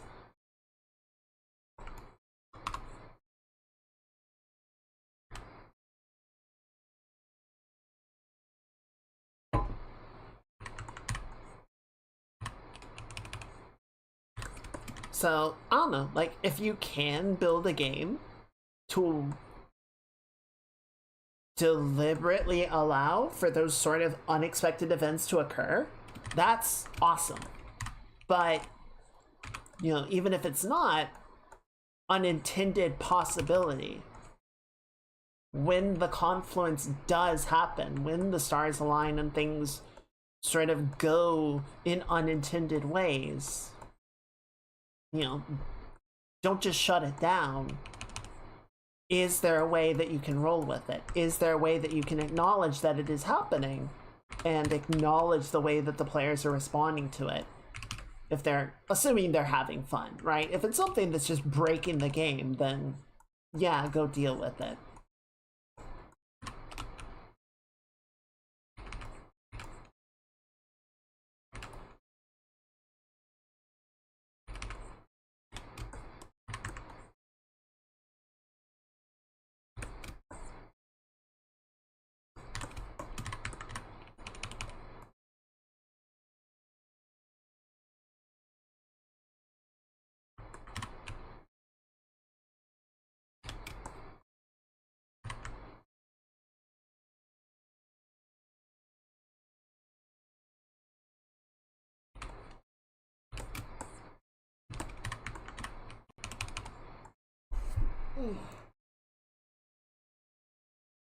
Arm's bothering me a bit.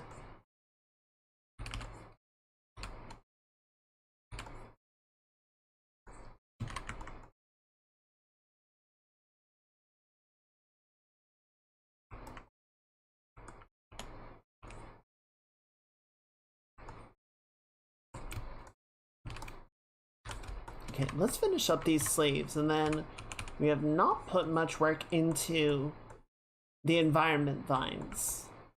So I want to go give those a little love and attention. They are definitely neglected at the moment.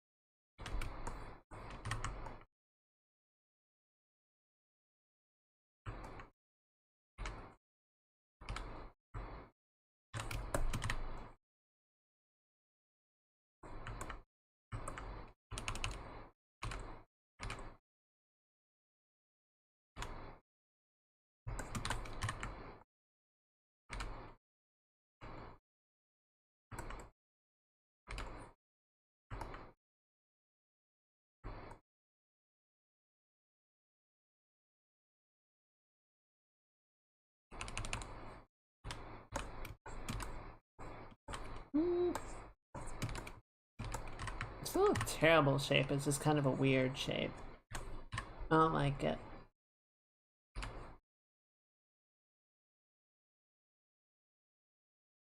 That's a bit better.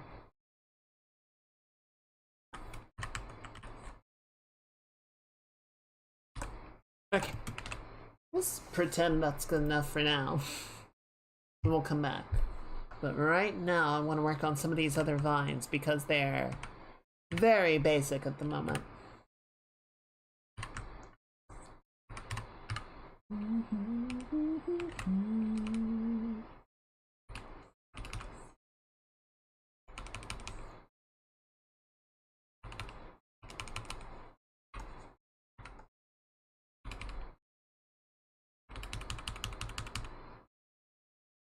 I'll post in Reddit about Station Elite. Station was attacked and damaged during the war. There are so many damaged stations, players never got back to this one. Now the lights are out and it is abandoned. Huh. That's really interesting. But it got left behind. But yeah, the game didn't sort of quietly correct for it. It didn't take care of it for everyone. It was like, no, you guys didn't get to it. And it's gone now. That's sad, but it's also so cool. Yeah, it's a ghost station.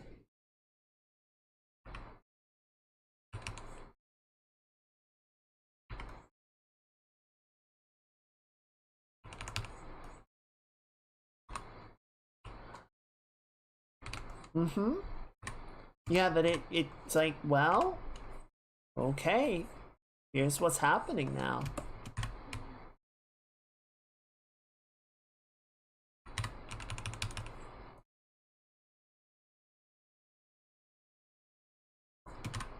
That is cool.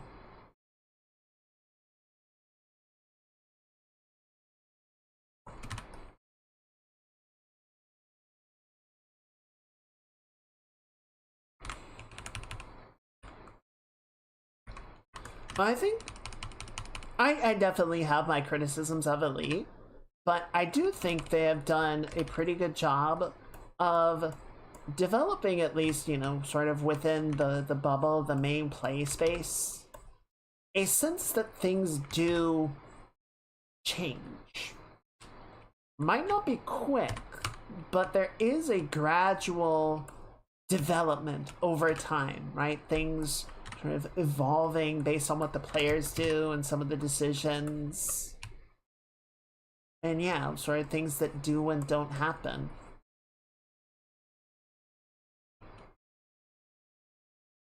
It's not perfect, certainly, but it's a pretty good system overall, I would say.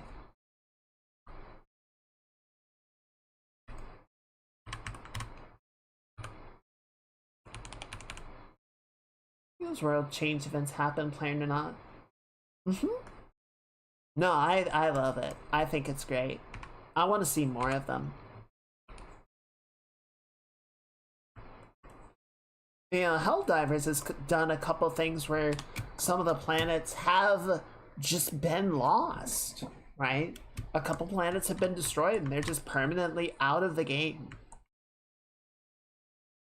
And, you know, there's always the question that can sort of be asked of, well, was it ever possible to save these? And maybe the answer is no, but the fact that we don't know that, the fact that, you know, maybe if we had fought a little harder, if we had been a little faster, this planet would still be in the game. It would still exist.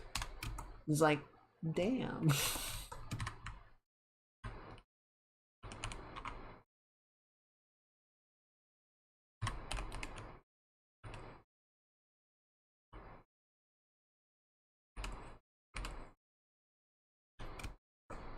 And of course, there was the one event where a planet had been deemed irrecoverable.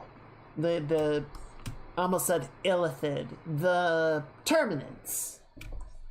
The bugs. Those dastardly, evil bugs.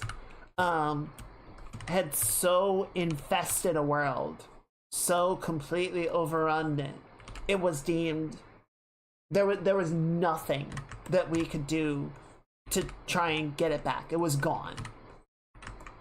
And so the decision was made, the order came down, we have to destroy the planet. And there was a material that had been recovered in the first war, the one that takes place in Helldivers 1. That was, I don't know if it was literally just antimatter, but it was basically antimatter. Right? It was like antimatter concentrate or some bullshit, you know, sci-fi jargon. And we got a mission event of you need to go to this planet and drill into the crust of the planet and deploy payloads of this material with the deliberate intention that it is going to collapse the planet into a black hole.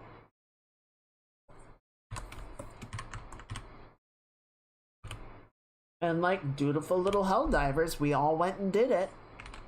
We deployed our payloads and we destroyed the planet for glorious democracy.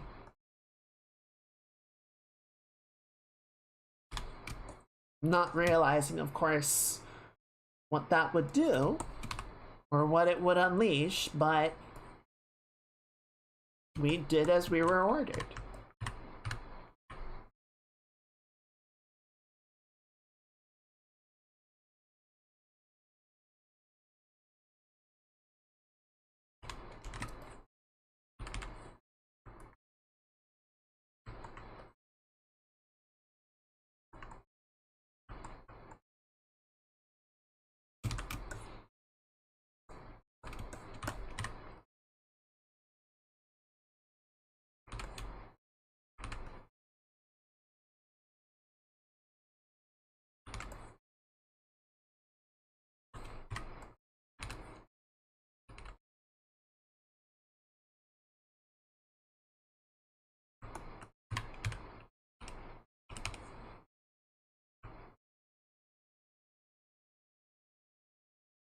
I don't know. Maybe that's part of it, right? Like, it doesn't have. Obviously, none of these things are true for every game, right? Like, you don't want every game to feel super impactful and important and have, you know, MMO mechanics or MMO design. Some days you just want, like, a brain off, hee hee, shoot, shoot, boom, boom game, all right? Or something. Or, you know, you want a strategy game or Deadlock or something else, right? But I think a lot of times when people want to play an MMO, they want that feeling of being in a place with other people. And being in that place has some measure of impact, some amount of responsiveness. It doesn't have to be, you know, oh, the entire server ripples as a consequence of the decisions that you make or the things that you do. But just even like in the moment of a play session, right? The people that you interact with, the things that you participate in, there's a bit of like call and response. You know, I remember in 11, and I will preface this by saying this system was really cool in concept, but they were trying to do it in like 2006 or 7, and the internet at the time was not capable of keeping up with this, okay? So didn't work nearly as well as any of us would have liked it to. But in the third expansion,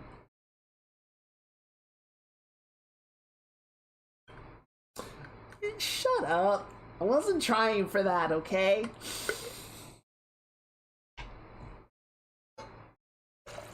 Freaking brain rot trigger. We're all infected. We all have the corrupted brain. There is no cure. We're going to die.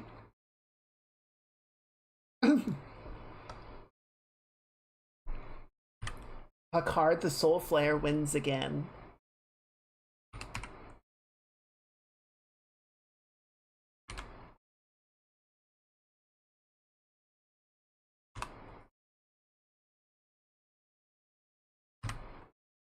God damn it.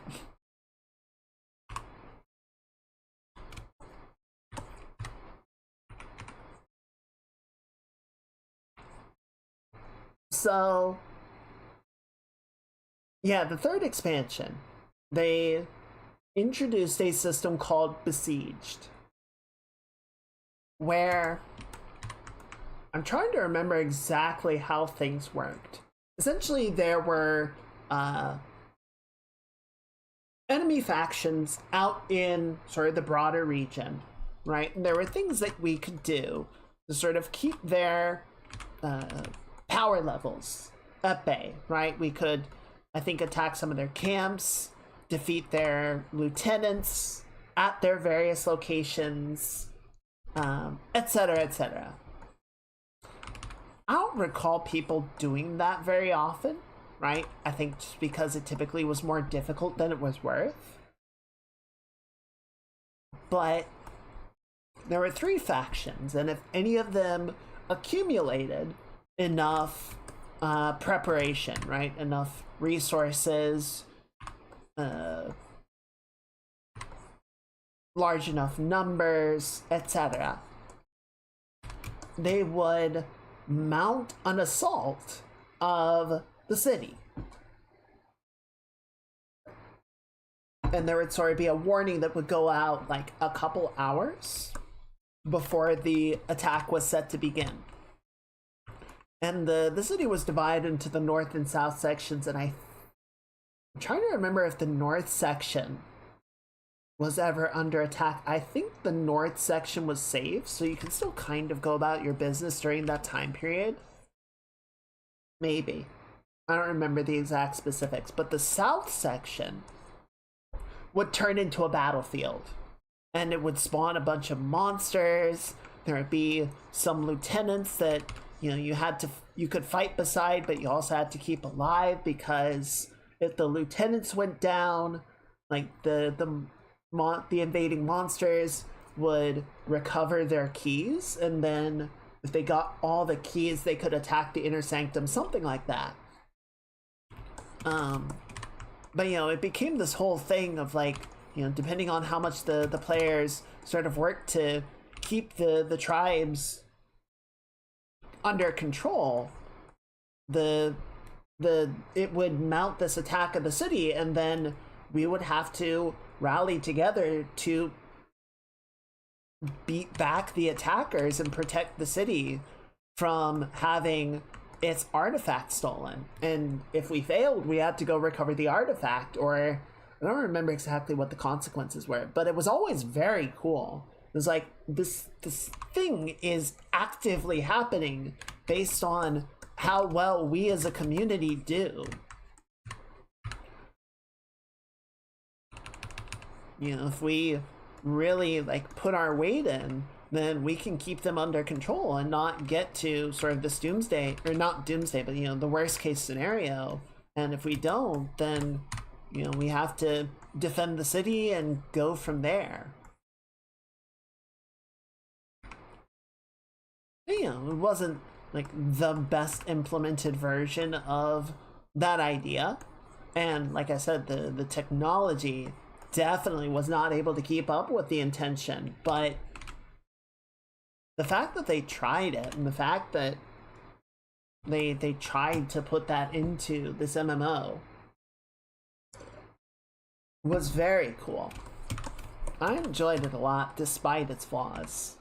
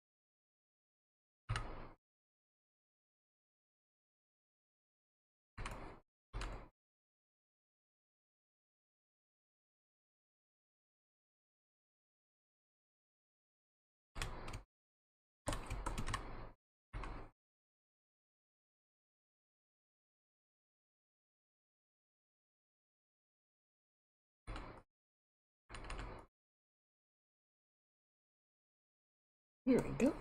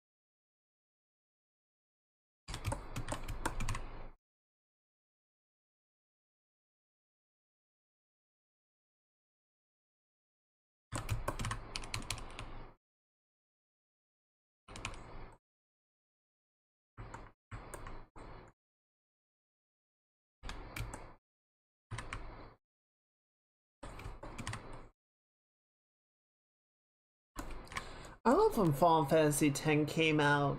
You know, Orin was the old man of the group, and we all saw him. He was like, "Oh my god, he's so old and worldly and experienced." He's like in his mid-30s. It's like, oh, oh god, we're Orin now.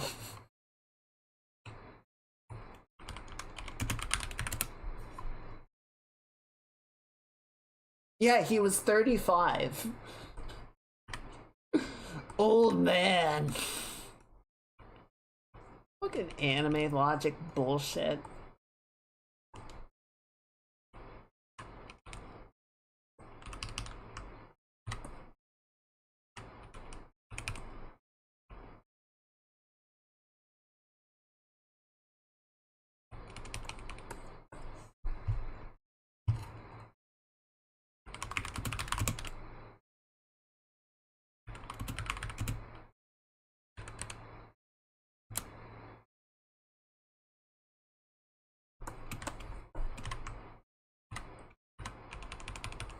Though I was watching a casual geographic video. It was talking about alligators, crocodiles, or that whole group, and he ended the video with a quote which I guess kind of sums up Orin of, "We were an old man in a world where men die young." I suppose in Spira, getting to your mid-30s is kind of an accomplishment, given like every 10 years there's another fucking calamity that can kill thousands of people.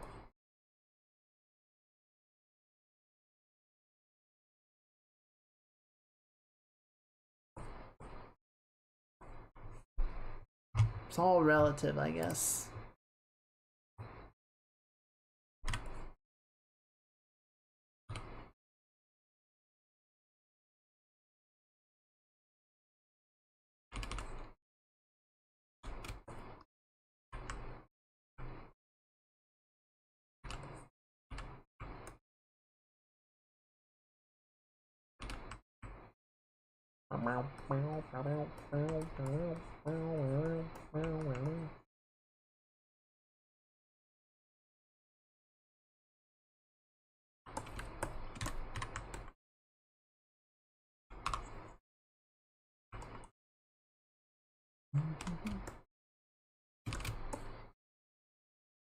Alright, I'm definitely not like done with the finds yet. I kind of just want to go around and do like a first pass on all of them, you know?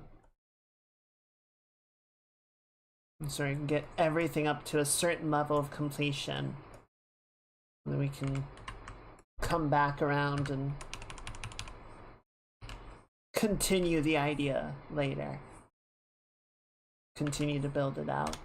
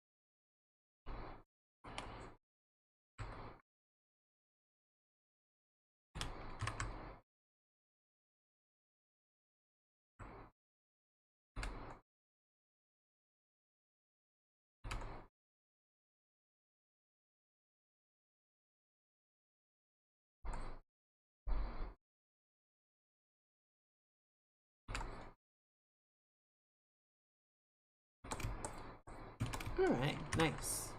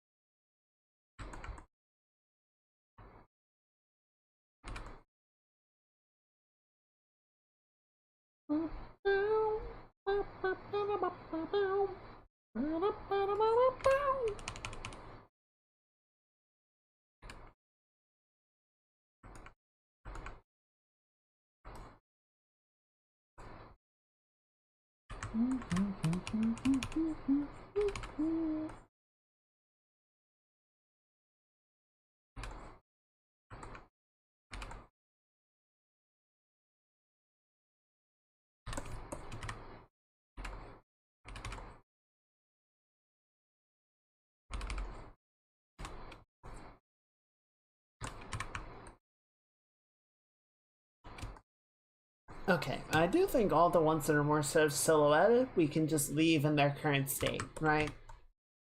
Like, those are working pretty well. I'm not too worried about that. Might add some more like detail or breakup to them, but we don't need to try and like shade them in, right?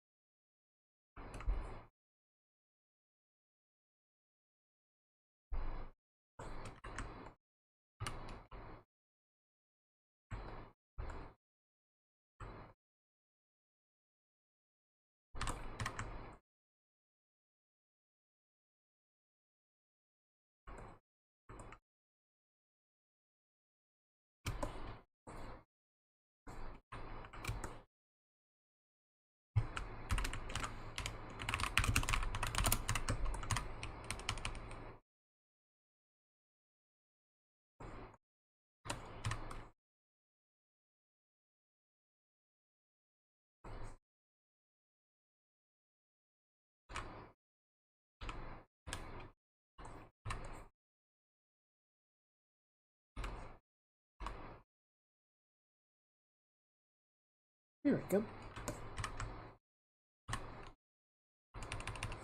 Just add a few more. Higher contrast breakup, right? Continue to separate things out a bit.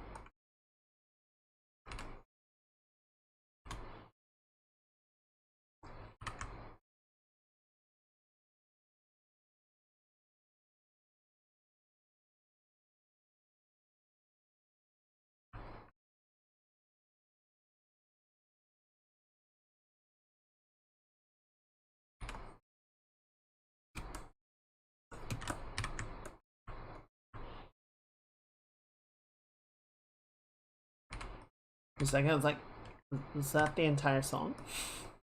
It's just that one chord.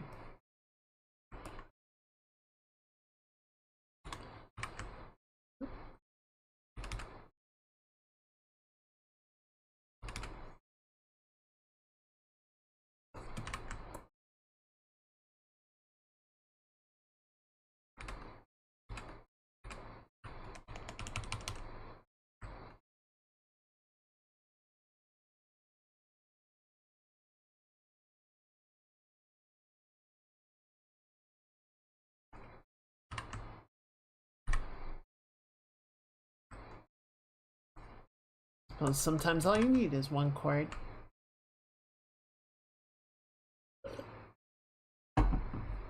Goodness, it is getting late. I feel like we're progressing well, it just feels like it's going slowly. It's not a particularly fast piece. There's a lot of little details, I feel like. Even though I tried to keep the characters fairly simple, there's just a lot to check off, you know?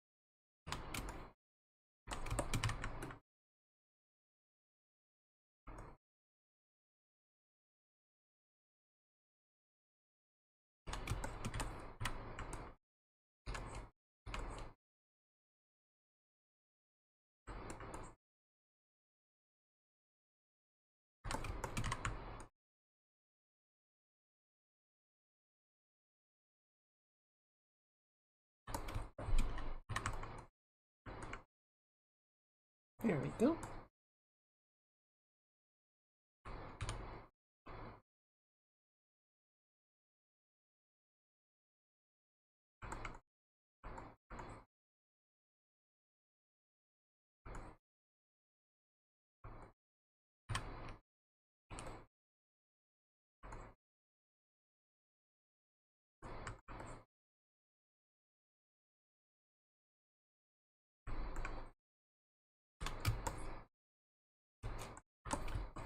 I do love Final Fantasy. Has always sort of had a running trend of killing God by the end of the game. And Final Fantasy 10 is just like how many gods you want to kill. Oh, all of them. Like many. Alright, we can do that.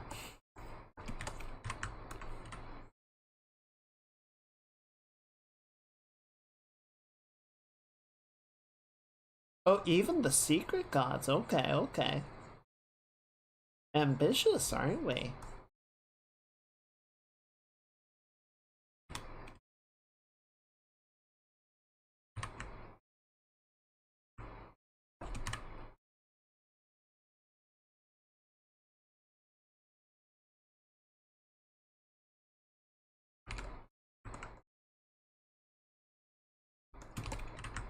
Well, they say go big or go home.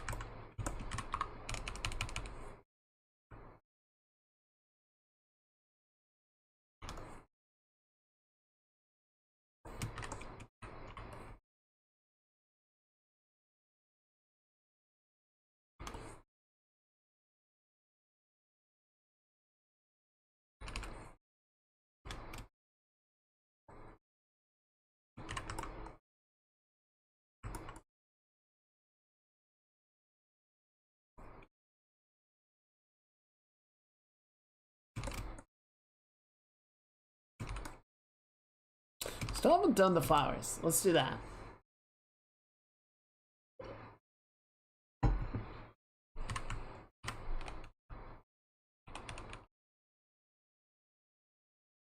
These done.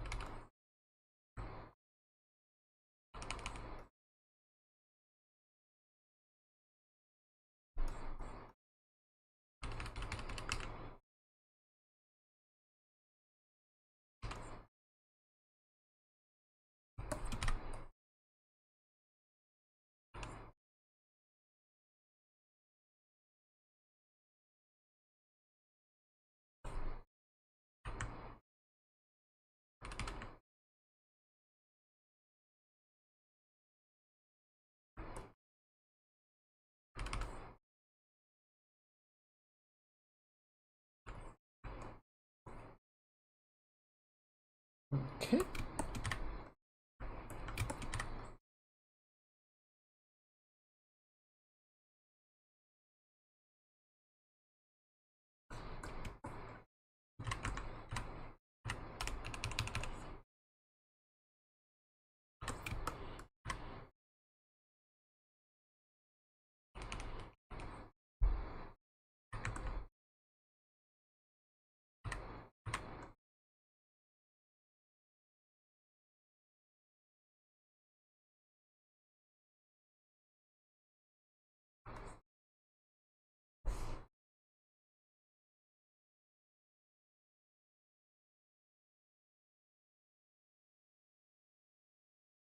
There we go. Alright. keep sort of building this out.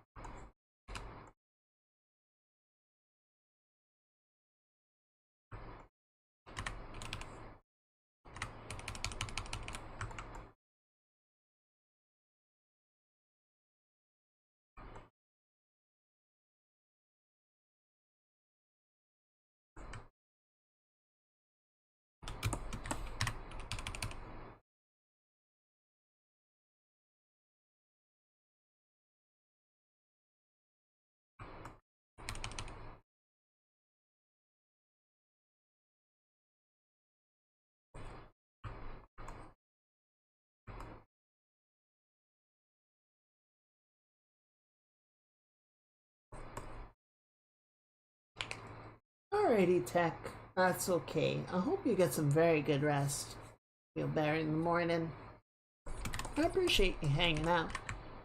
Get some very good rest, and I'll see you next time. Everyone say goodnight.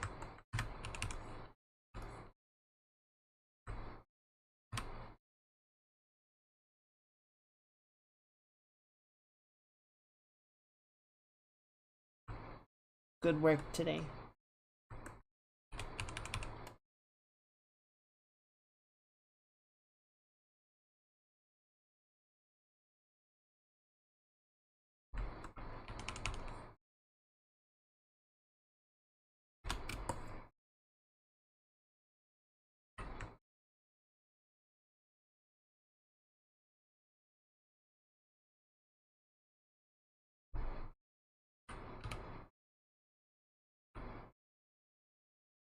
This is slowly coming together. It feels a little bit off in its shape still. But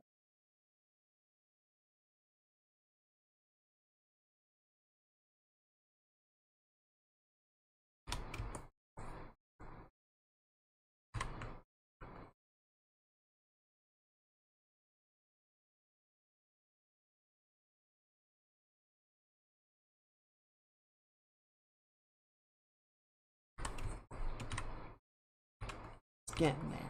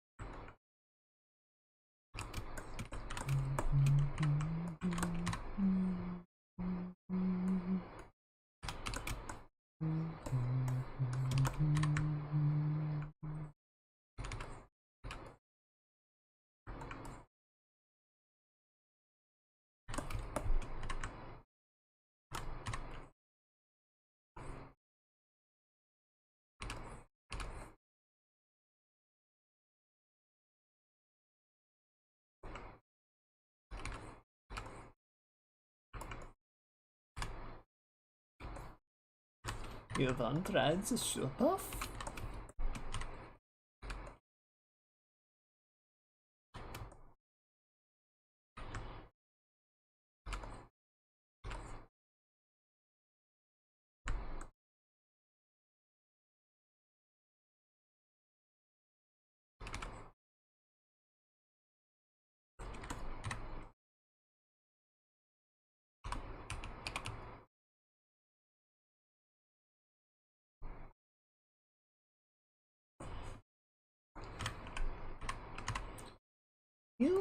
I was thinking earlier about the monitor trouble today.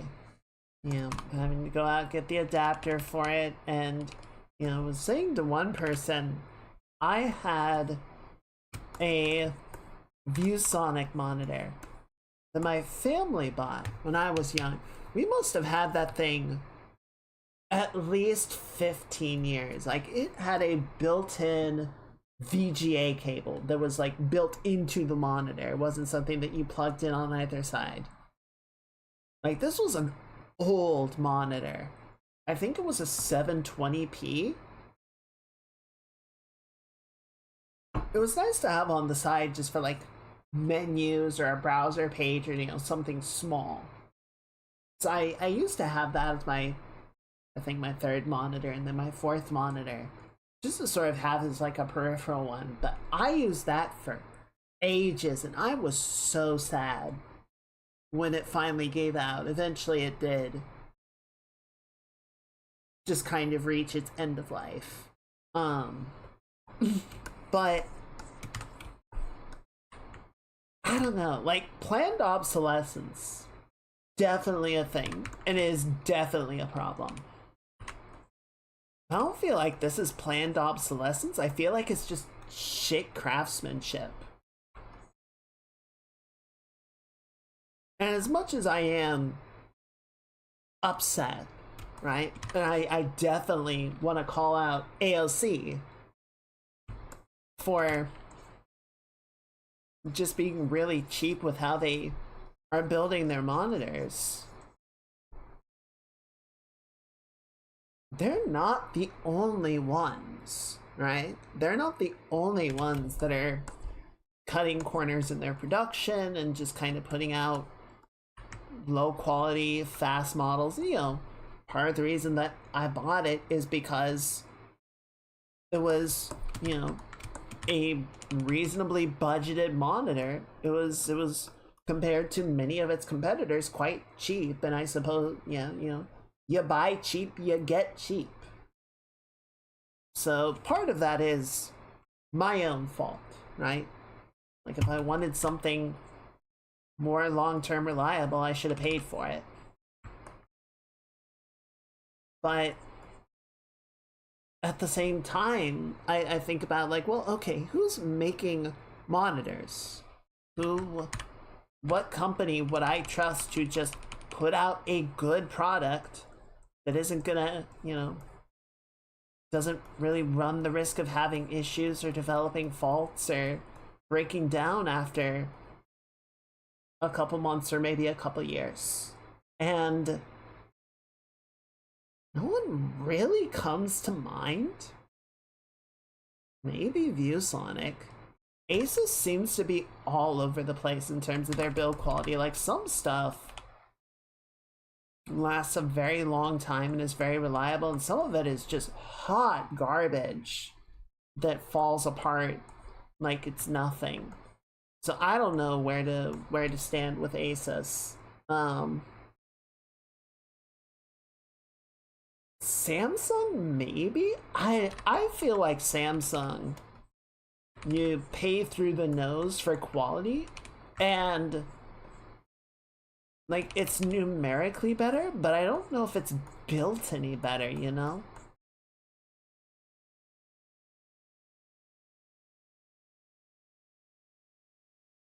I don't know that I really trust Samsung to be worth the price in a lot of cases.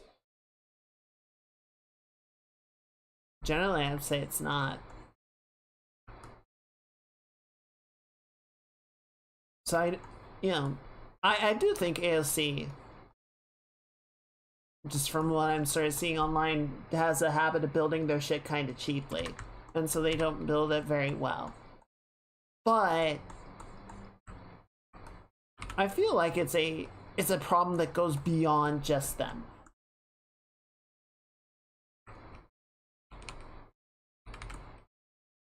I feel like it's not something that they are alone in. It's not a single bad manufacturer. It's not even a single bad sector. I feel like so much of manufacturing these days is, what can we get away with?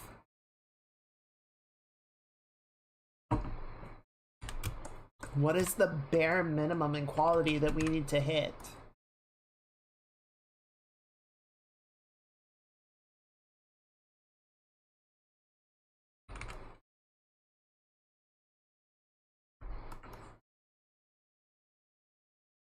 And of course, you know, I bought the thing at Best Buy, and anytime you buy from them, they're like, "Do you want to buy the warranty plan for like 2 years, 3 years, 4 years?" And most of the time, it's not worth it, right? Like it's an insurance policy, and so I almost never get that because like, well, you know, it's probably not going to break within the time period anyway.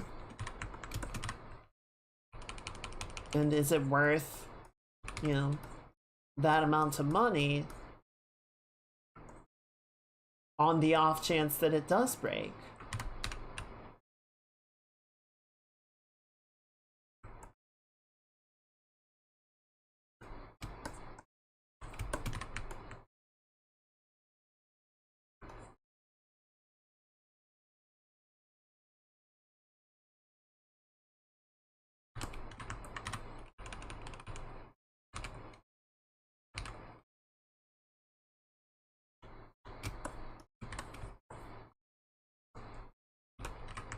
I do kind of wonder, would it be possible? Would it be possible to hold the stores accountable?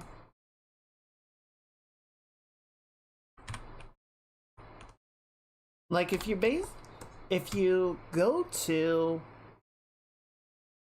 the retailers and you were to say, well, you are putting this in your stock, you're putting this on your shelf, you are saying to the customer, this is a product that we believe is of a satisfactory quality and will give you a good experience.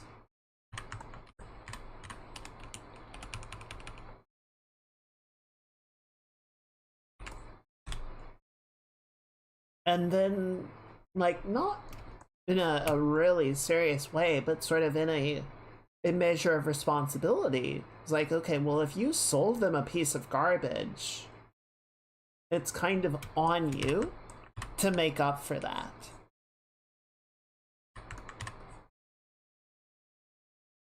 Would that then sort of compel the retailers to be more judicious in the things that they stock and thus require the manufacturers to prove to the retailers that stocking their item is a safe bet?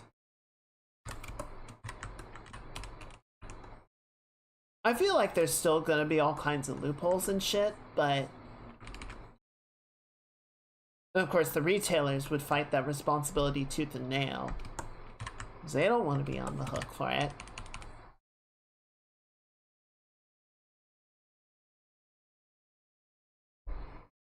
And of course, in the middle of all that, the employees themselves, right, should not be held accountable. It's like, look, dude, I just work here. I'm not the one making the big deals up at the top, right? I'm not the one deciding what we do and don't stock. I just put it on the shelf.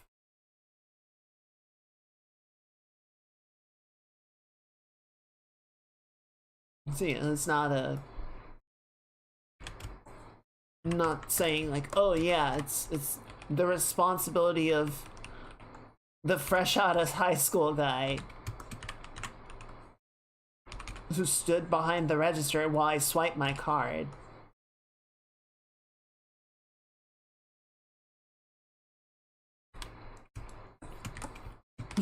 But I do think, you know, the people running the company arguably do have some measure of responsibility that they're going to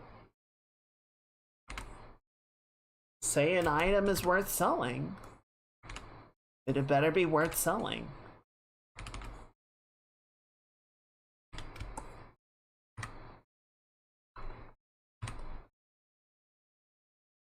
I don't know, maybe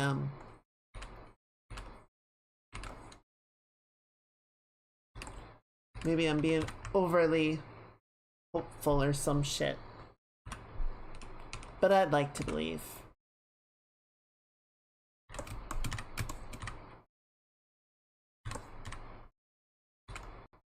I'd like to see a little more accountability.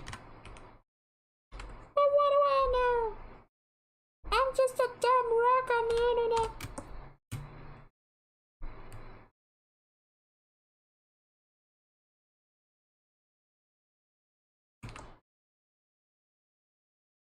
Was it 5 or 6? I don't remember. Let me look.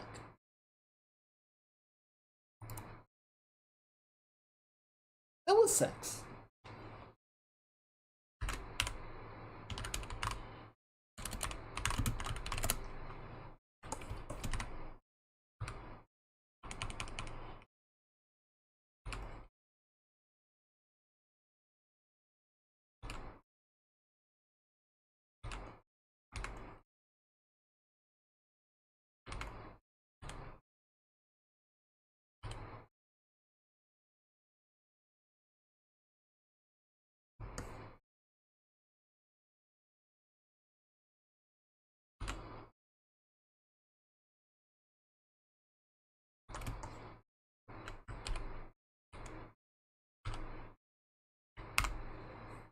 Okay, cool. I mean, it's not perfect, but I think it's an okay start for the flower.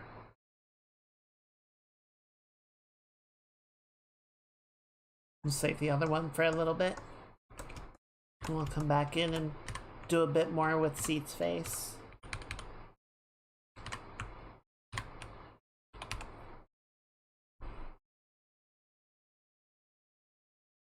That's why a lot of times I tend not to do multi-character drawings. They just end up taking so long.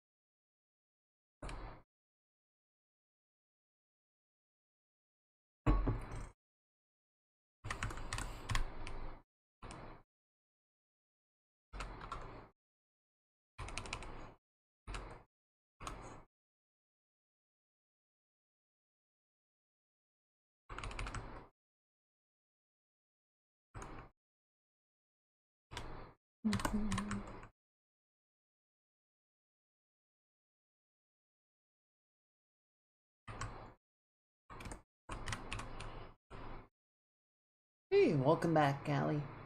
We have hypothetically done 100 down the highway on the bike before the hail. Okay, because there was hail? Understandable. Thank you. I'm glad you like it. It's getting there. Just gonna need to keep massaging it. I would certainly not want to bike in hail. It sounds like a terrible time.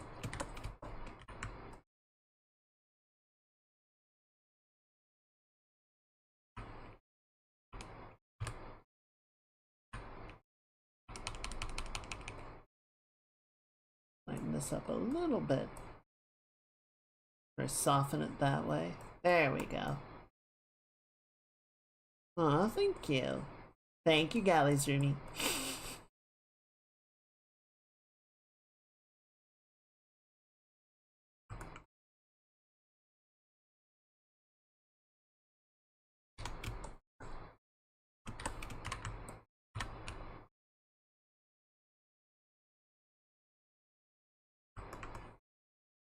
god, people are showing me around. I'm getting shown off. Good gracious.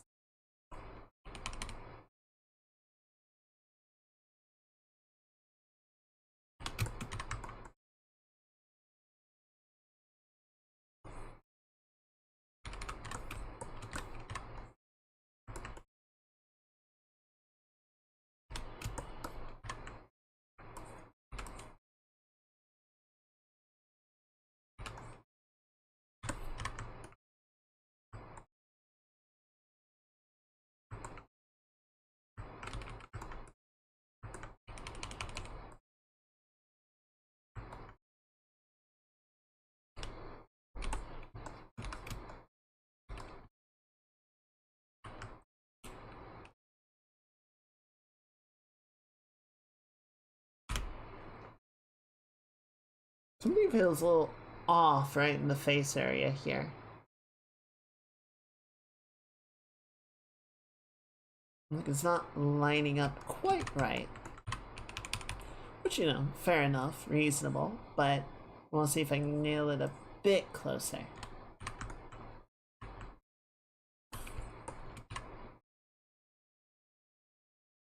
Maybe like that.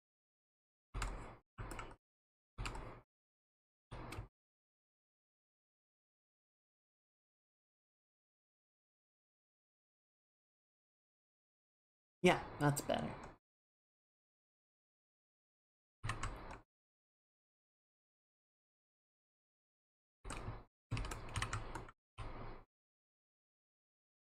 Let's see. And bounce a little of this purple into her face. Like that. We're gonna need to be sure to flip it back at some point.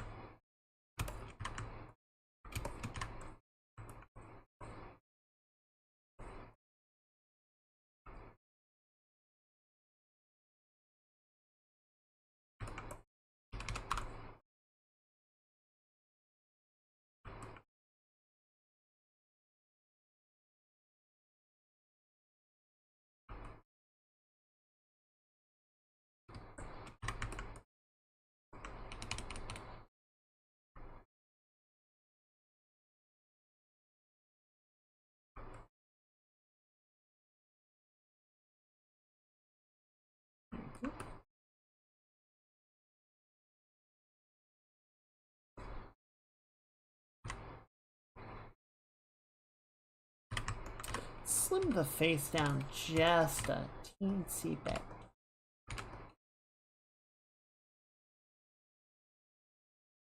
There you go. A little bit of the underside of the chin that's like a little too outlining. Good.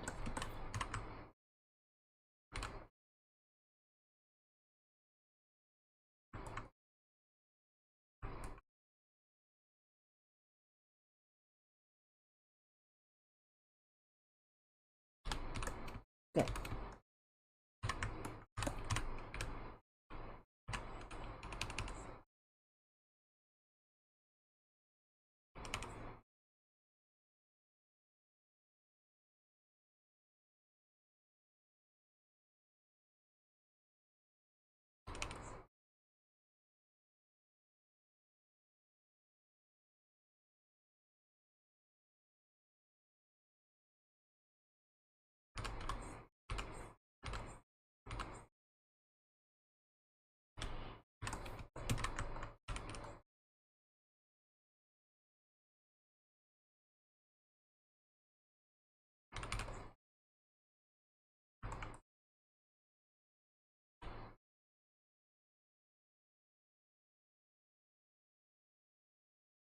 Okay.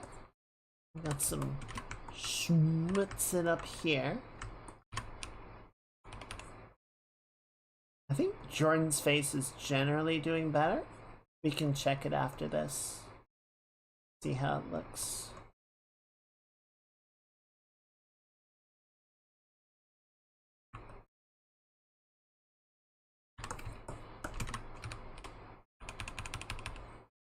Okay.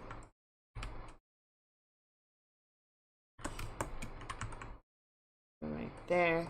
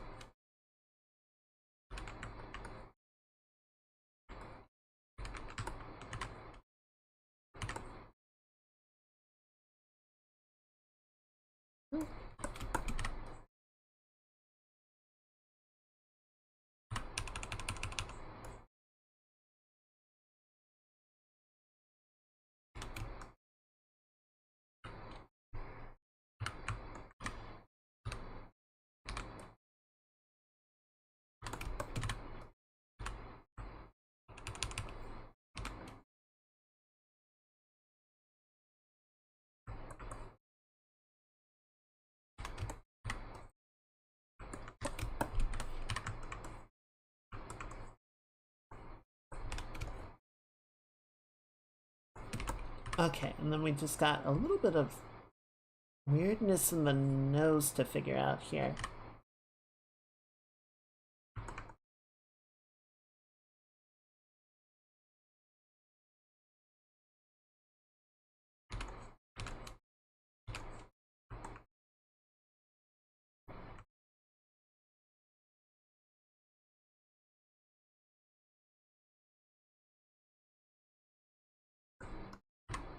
Okay. Better.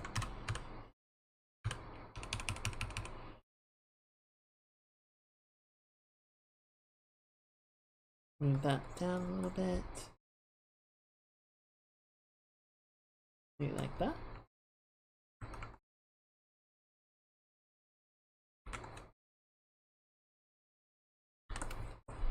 I used to draw this much more geometrically.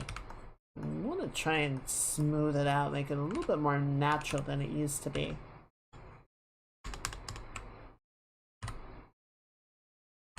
I think there's a drawing of Seat from like a year and a half ago, give or take. I think it does a much better job. Better to sort of use that as a point of reference.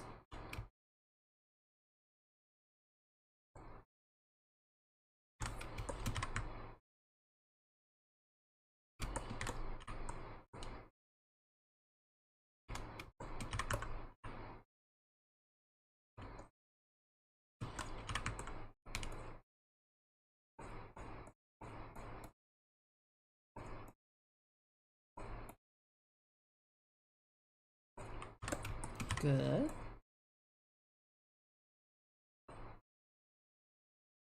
Just smooth that out.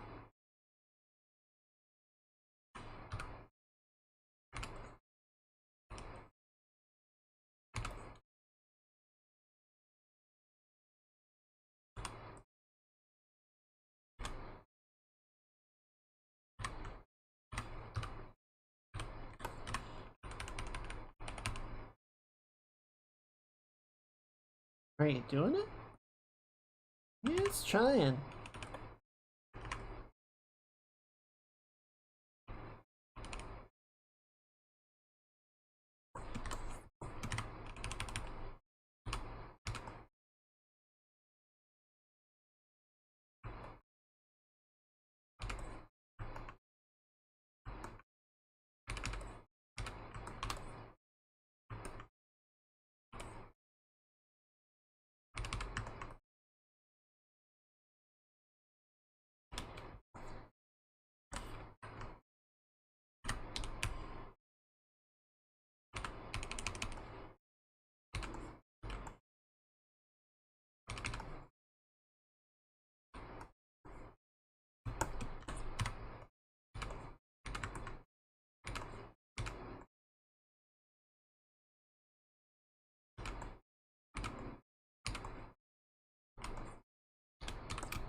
There we go.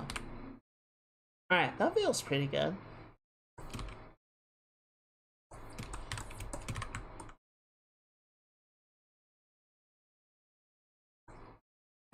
God, I remember this fight. It was fucking hard. All the Seymour fights were really difficult. At the time, anyway. Maybe I'd do better with it now.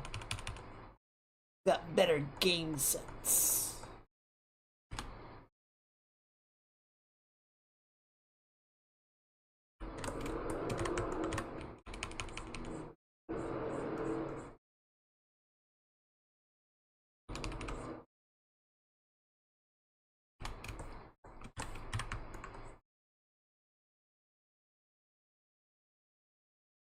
Good.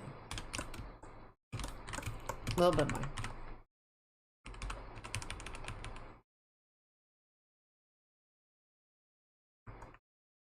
You got collarbones you could cut yourself on.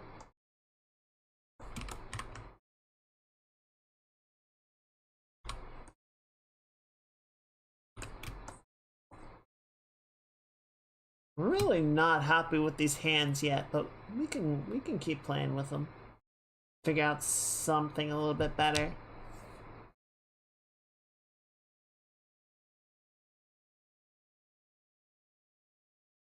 I think we'll save that for next time, though. I think we'll save that for Saturday. Figure it out then. For right now, let's get in and get Jordan a little bit more attention. Because I think she's coming along well. We can do a bit more.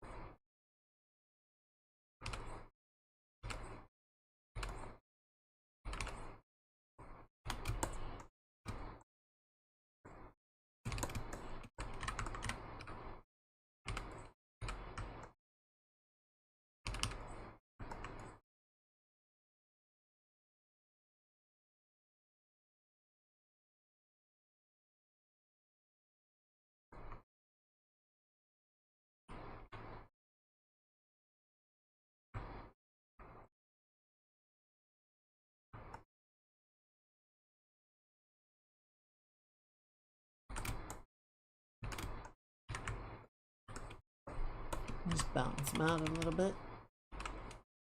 So it's a bit brighter.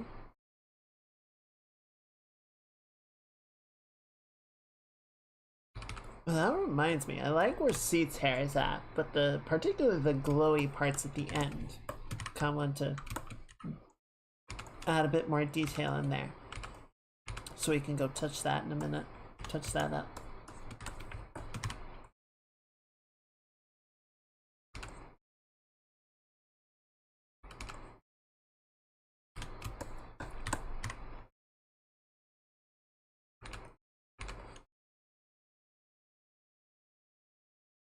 I saw a little bit before I started. Mookie, I checked in with her for a bit. She was playing High Guard. She was trying out High Guard. High Guard. There you go. Words. Didn't realize it shuts down in 2 days. So that's rough. I just wanted to check it out really quickly before it disappeared forever.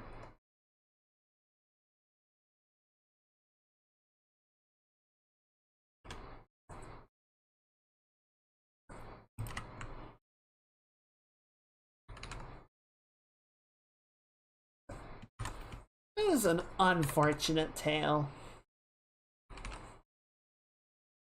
I mean, I suppose it was kind of inevitable that it would go under when it didn't, you know, land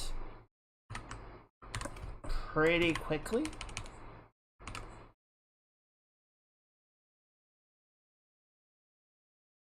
I mean, there was that one very poorly aged comment of something to the effect of, we don't need, you know, 100,000 people playing High Guard or something to that effect, right? Sort of saying the the quantity of the adoption rate is not that important to them.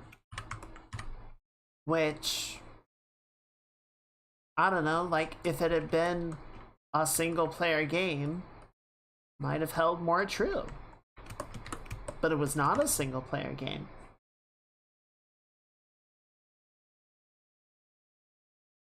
So unfortunately, multiplayer games are very beholden to the adoption rate. If you do not get a stable player base, your game is not going to survive.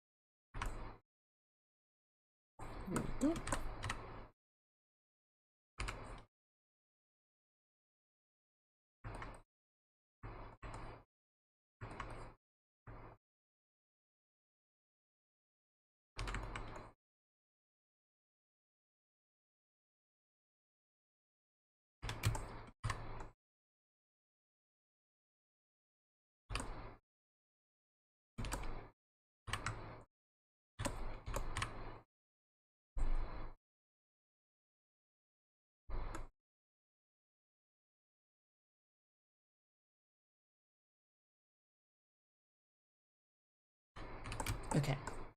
I do want to do one thing in here.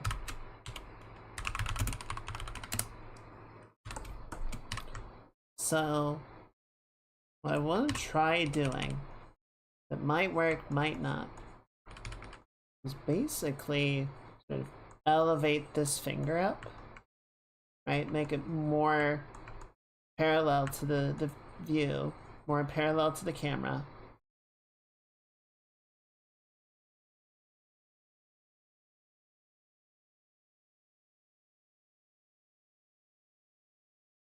Sort of knock down this part of the finger, just as less distracting.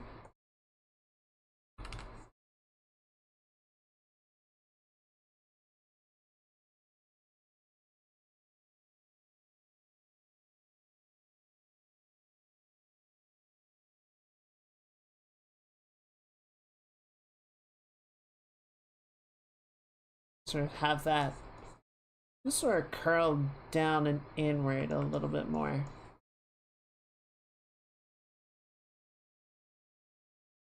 See how that looks.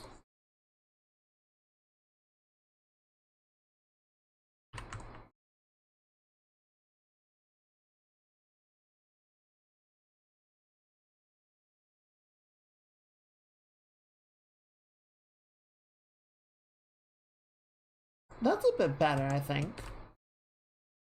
I feel like that responds to the shape of Jordan's shoulders and arms a bit more.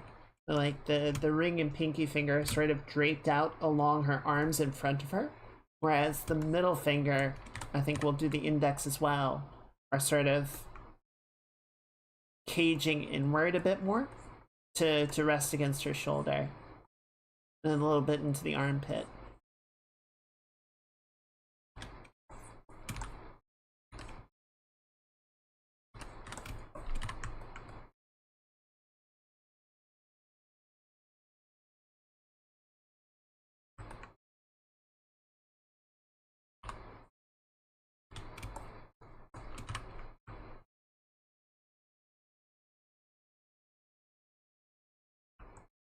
And that just clears up the shape of the collar a little bit as well.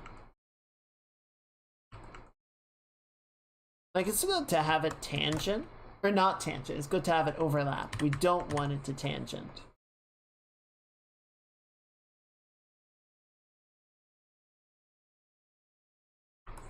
Yeah, maybe something more like that.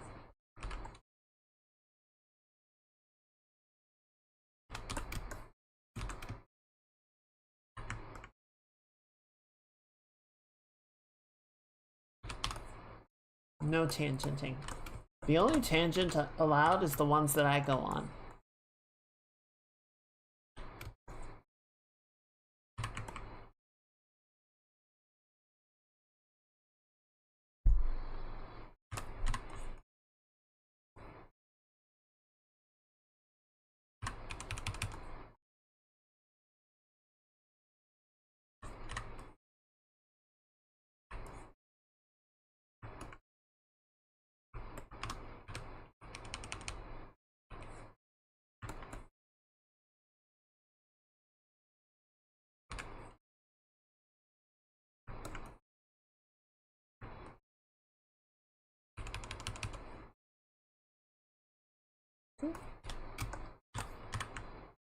Also, you need to do the patterns on her sweater at some point, so that it's almost definitely gonna be a next time situation.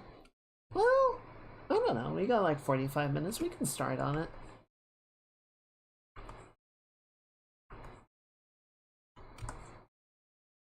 In the past, I've often had like a reference file or something that I've brought in.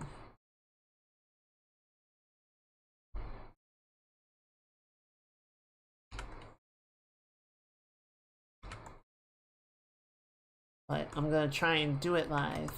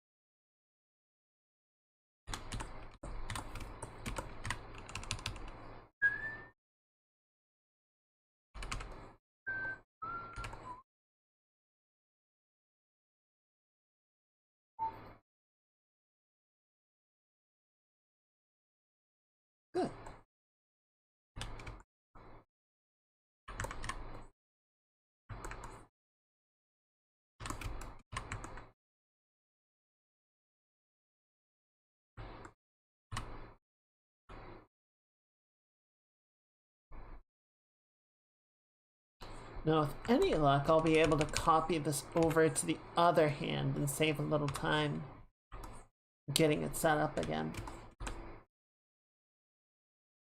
But I think that feels much better. There's a bit more of like a claw to it, right? With more of a natural claw grip. I do want to slim this finger down a little bit though. It's a little too thick.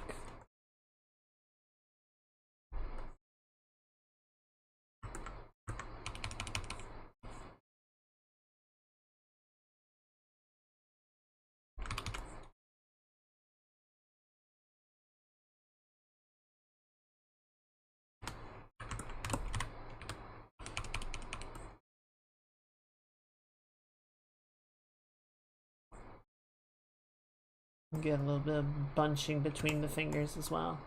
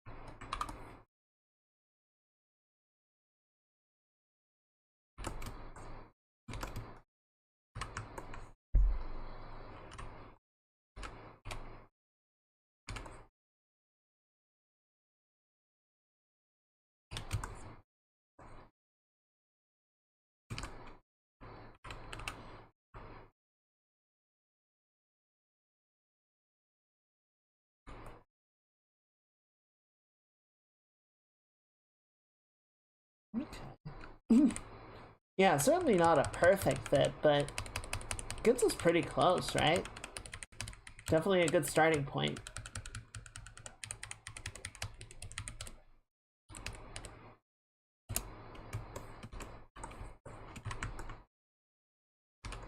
You can sort of make some adjustments.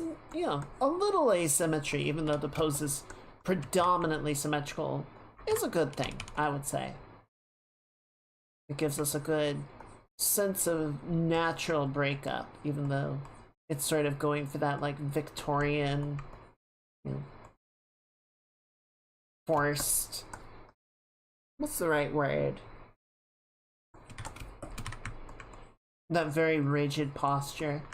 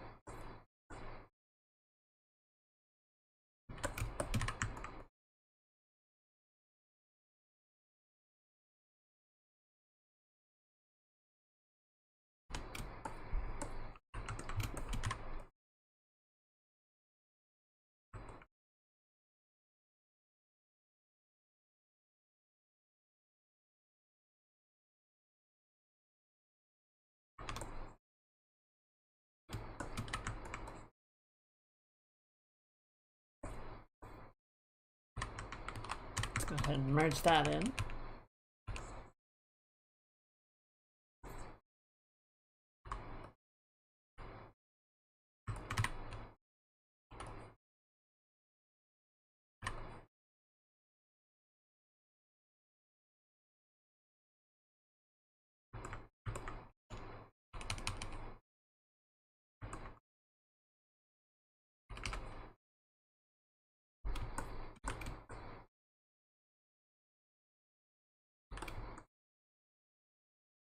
Feels a little off about Jordan's neck. I think it's a bit too thin.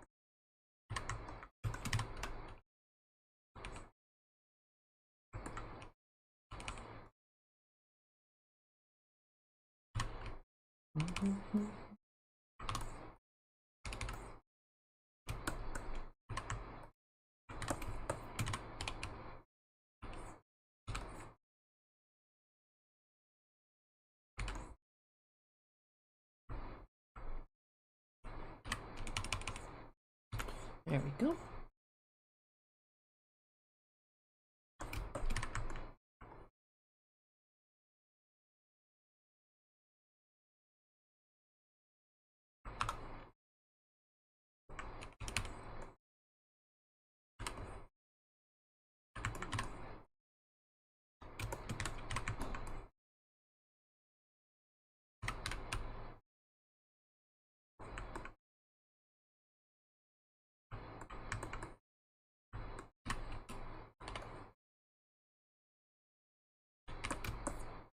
Yeah, it's a bit better.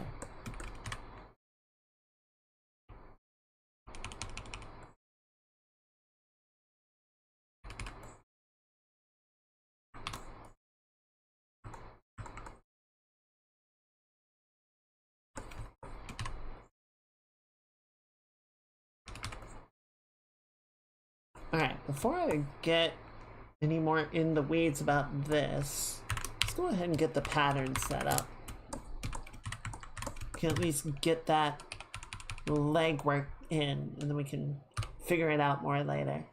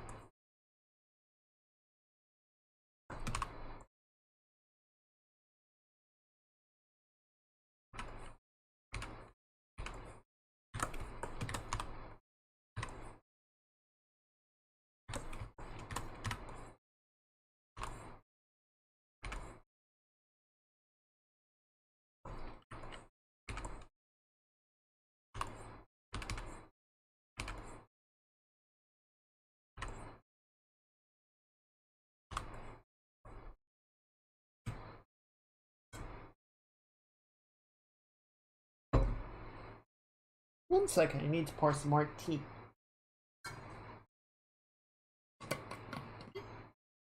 I'm actually running low.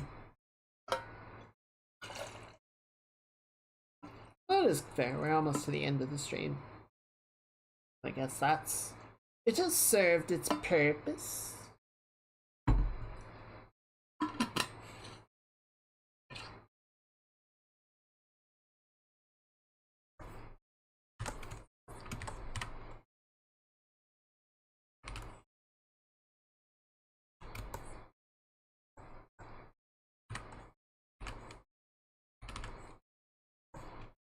Okay, this is getting about there.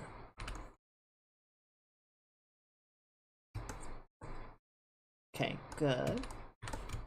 Admittedly, the pattern on the arm is going to be a lot more complicated. I may need to grab a reference image of that really quickly just so I can remember what the hell I did here. It's admittedly much more complicated. Okay, I remember. I'm kind of remembering this. There we go.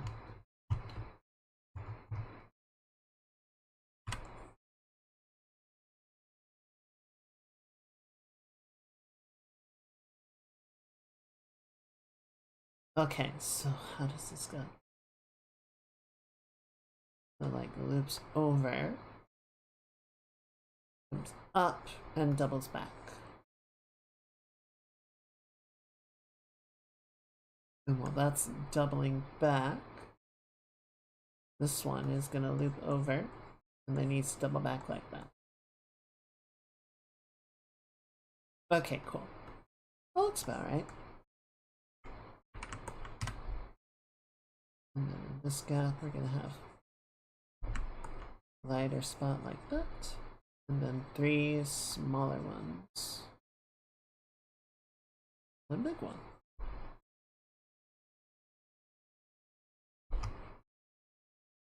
And that's gonna kind of alternate as well.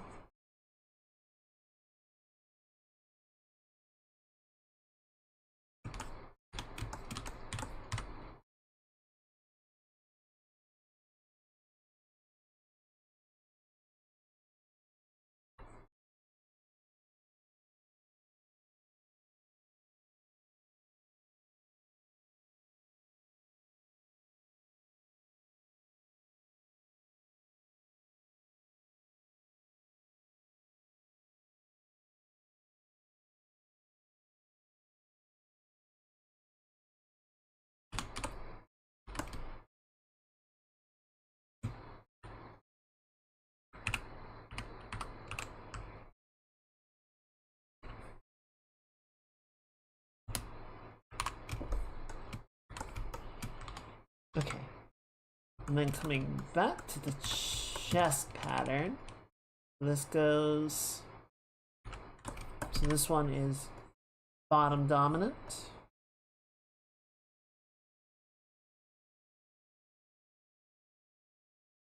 Like that. And then this one is also tucks in, like so.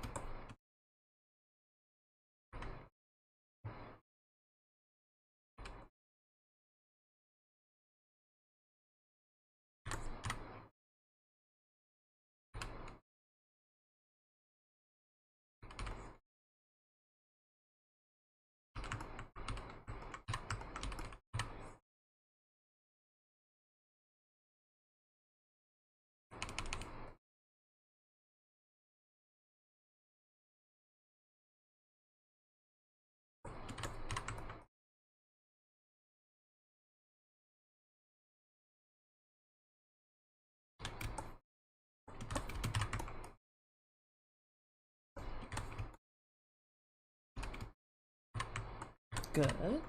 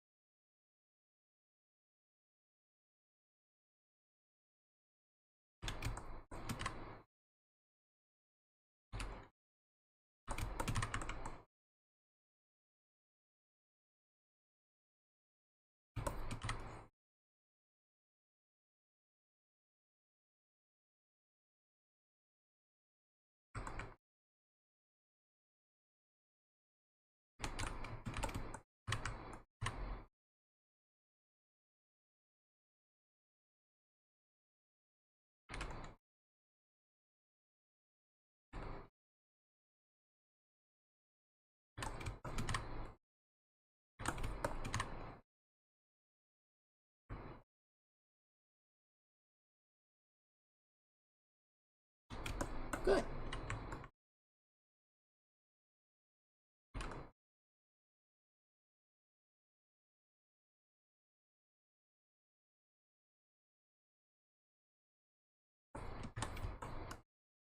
Alright. And then thankfully, excuse me, this pattern is really simple.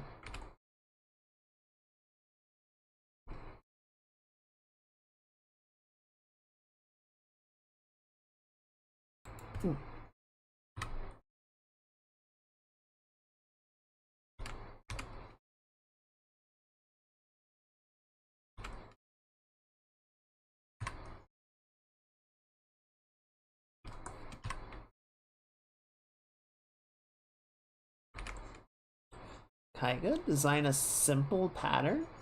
Is that possible? Is that allowed? Say it ain't so.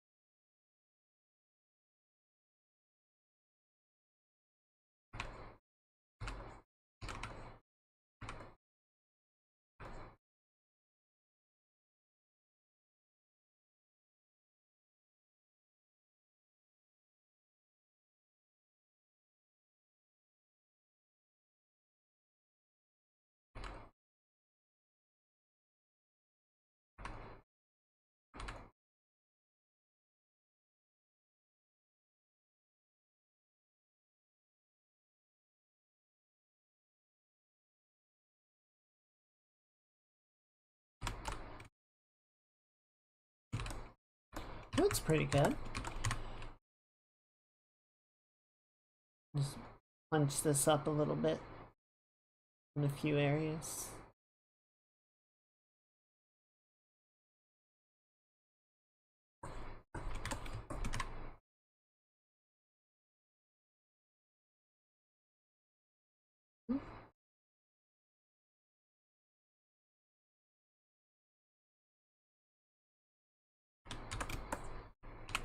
Good.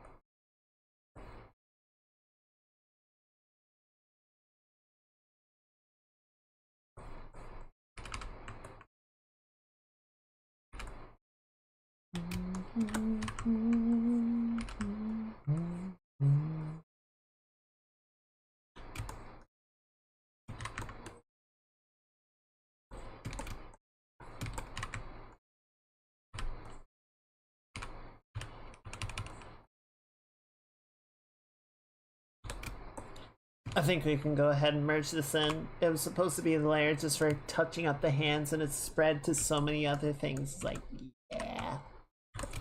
It's just part of the drawing now.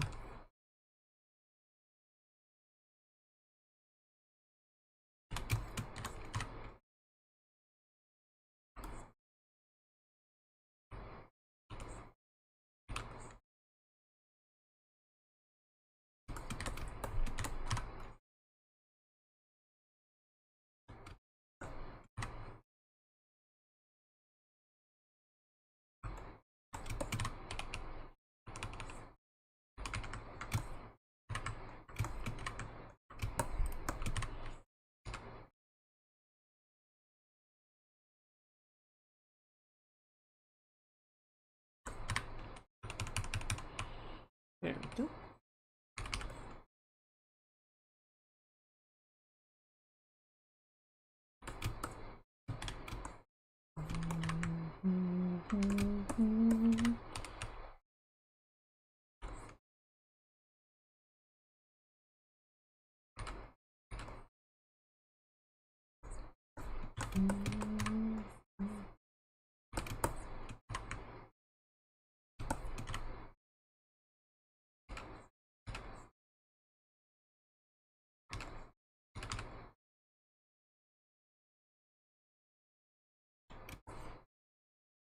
Good.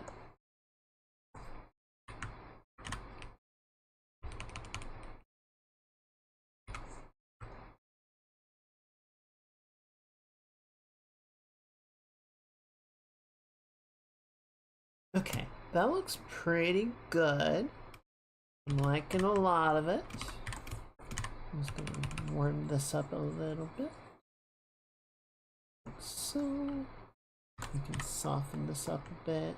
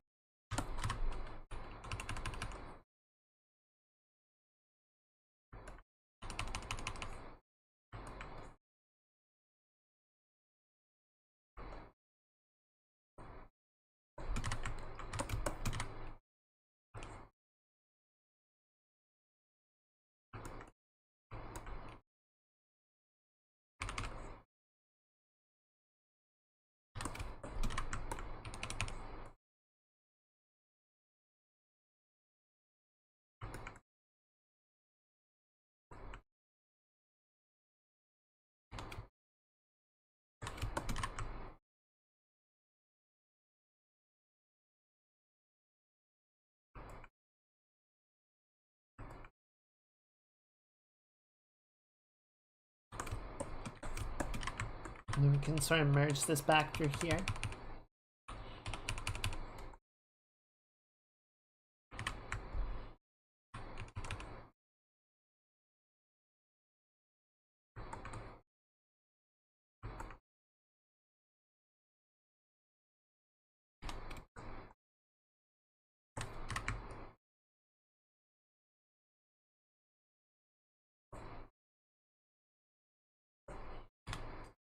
Yeah, I've thought of a little bit.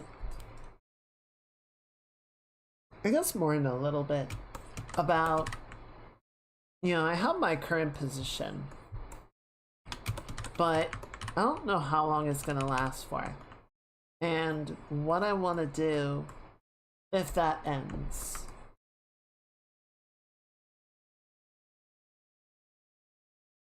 Because I still love making games. I still love working on game art, and I would want to continue to do that, but it feels like the game industry is just not...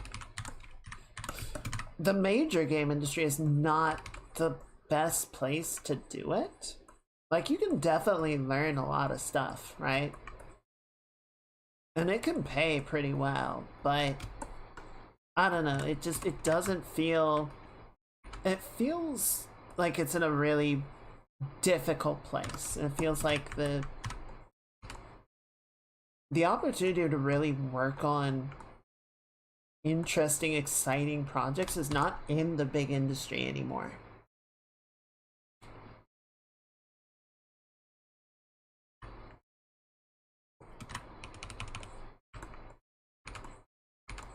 I think at least for a little while, I'd probably take a bit of a break.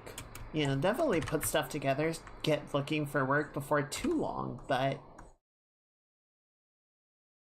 take a little bit of time and just sort of work on some of my own stuff, shore up some personal things.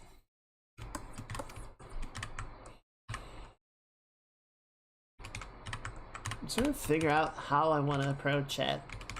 One of the guys I met at Comic-Con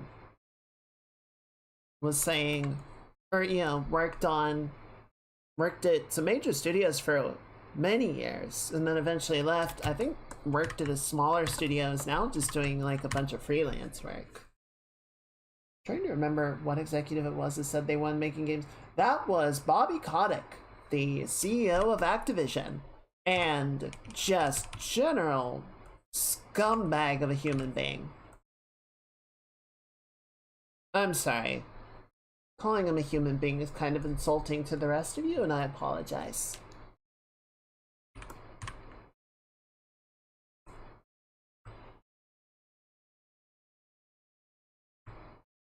I didn't mean it.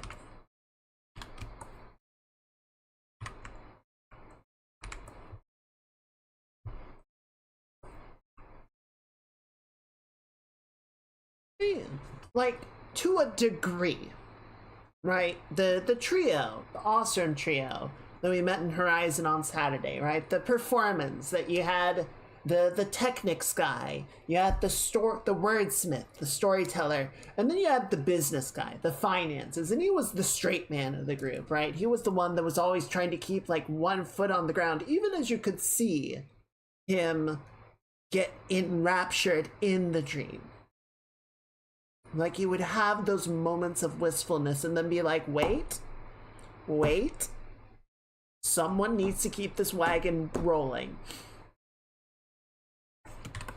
And I think that's absolutely true, right? If you're going to run a business, someone needs to be responsible for the business. I know I would be terrible at that. I would need somebody to handle the finances and make sure that the show goes on for another day.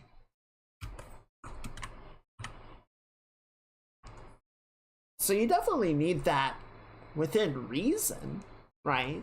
But yeah, the idea of we're just going to like completely effectively mechanize the entire thing and just turn it into a money printing machine at the expense of all else, fuck all of that.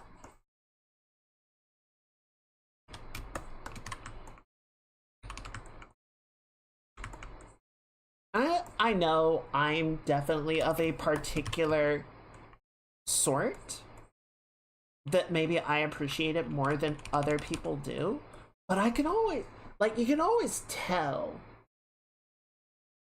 when someone worked on a thing that they cared about, right? And that they really enjoyed making. If it ain't drudgery, you ain't doing it right. That's what my old grampy used to say. Never saw him smile in his entire life.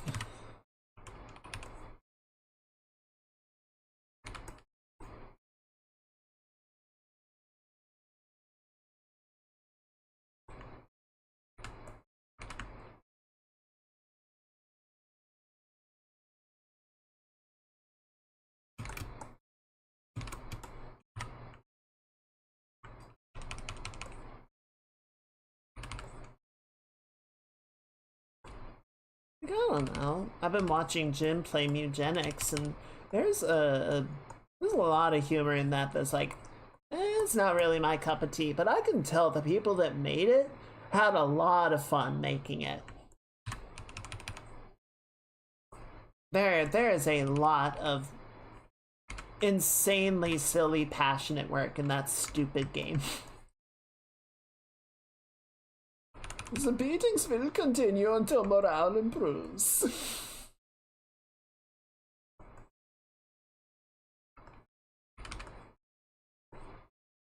That's how we do it.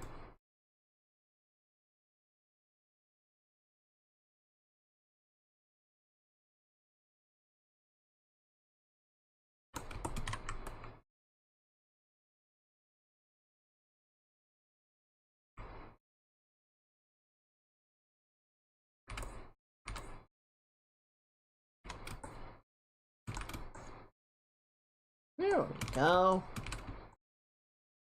Generally feeling much better. I'm on board with the direction that we are going in, for sure. Where did my reference go? There you are. you're creating things that bring joy to people, there should be joy in the creation. I agree.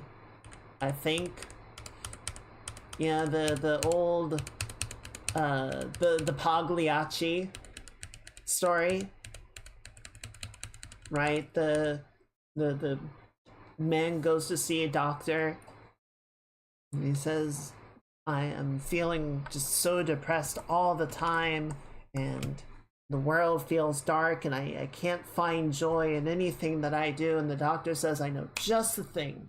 There's an incredible comedy performer in town, Pagliacci. You should go see him, and it'll turn your day right around. And the man breaks down into tears and says, but doctor, I am Pagliacci.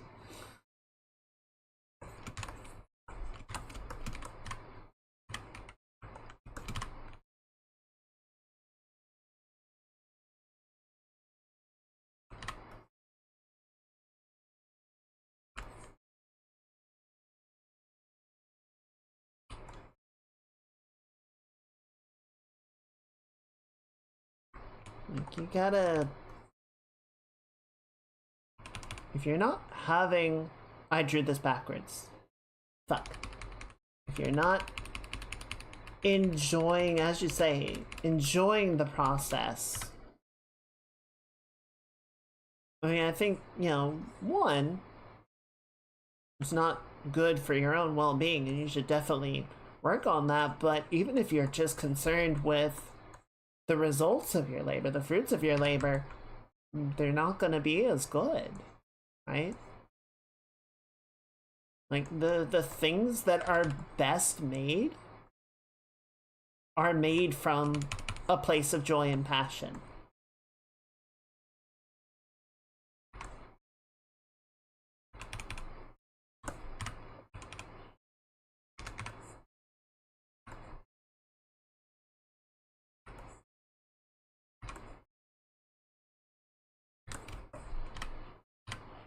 I've found there have been many times where, you know, like, I'll get a commission or something, and initially there's a little bit of like a sense of obligation, I guess I would say, right? Like, okay, we have made a contract, and now I am obliged to do the thing that you want, right? And this happens sometimes at work of like, okay, I got this task, I gotta do this task.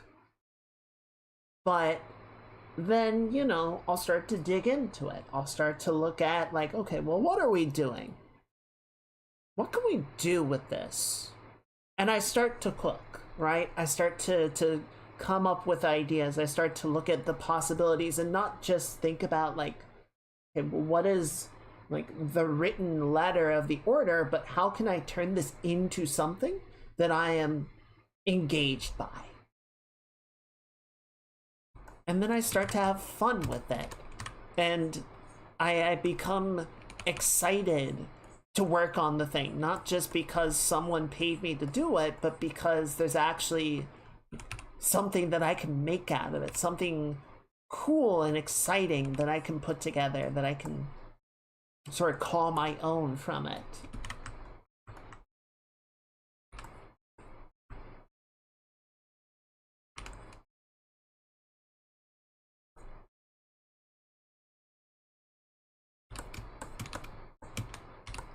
I think a lot of times that kind of comes back around, because then I can show the client something that I am actually, like, enthused about working on, and they go, oh, holy shit.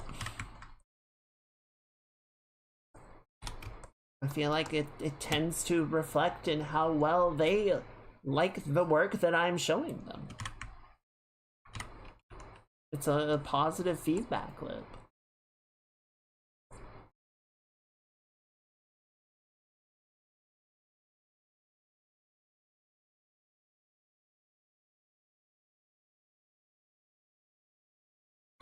I realize we are pushing pixels here, and I don't want to be this close, but it's also kind of as big as the pattern is, so that's what we've got to play with.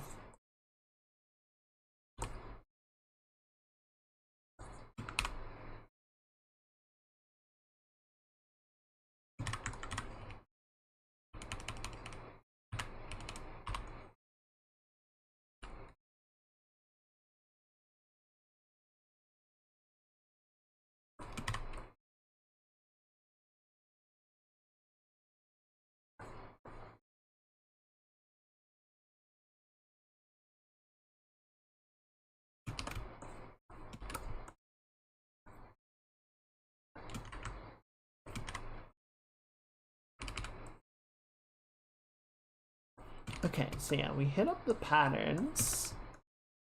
Got some work done on the vines. Definitely want to touch them up again. Let's do this before I forget, because I'm definitely going to forget otherwise. We need... Did I flip it? It is still unflipped. Or it is still flipped. So the buttons need to go on this side. Buttons go on the same side as her loose bang. And how many are there? I forgot them in this drawing. There are 4. There's one directly above and below the band on the chest. And then there's one down here. And then there's one down towards the bottom.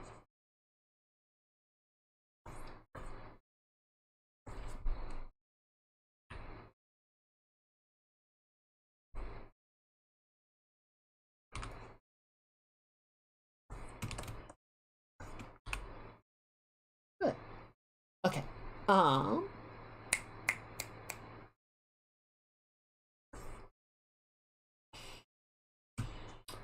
We need to add the berries in at some point. I think that's going to be a next time thing. Because what I'm going to do right now, because I'm definitely going to forget otherwise, is we need to resolve the tattoos.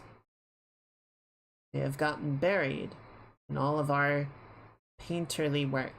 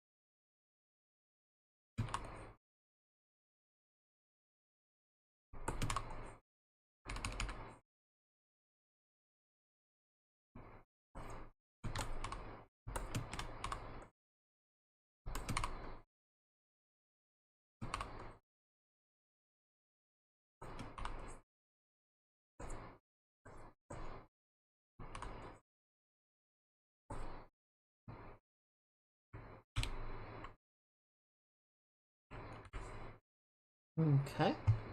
And then I think we need to do not add. No, not add. Is it overlay?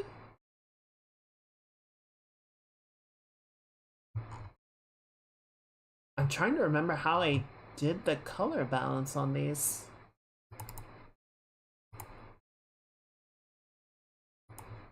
Like what I did to get them to sit correctly.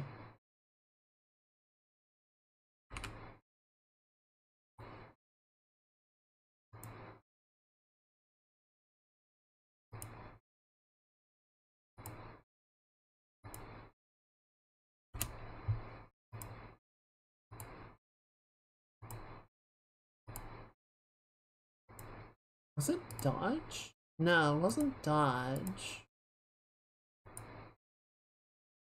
It must have been overlay.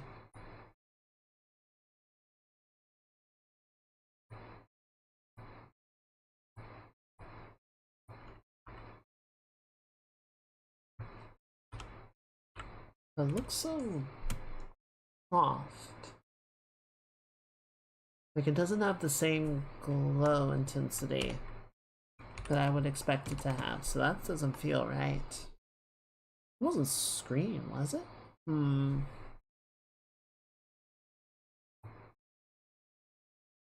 Okay, hang on.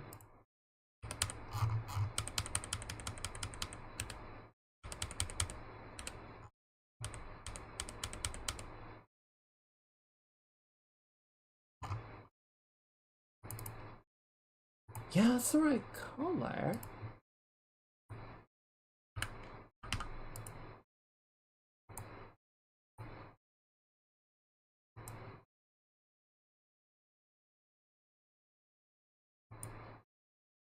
I don't remember what I did. Maybe it was like a really low glow value?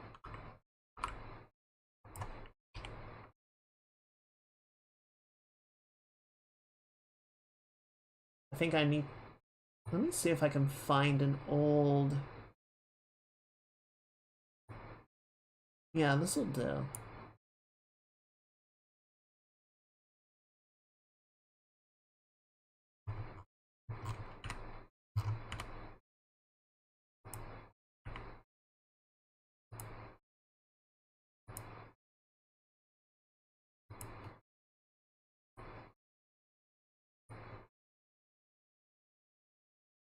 Screen.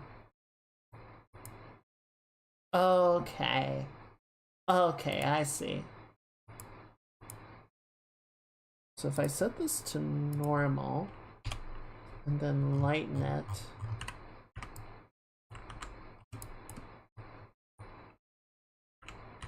it's that color.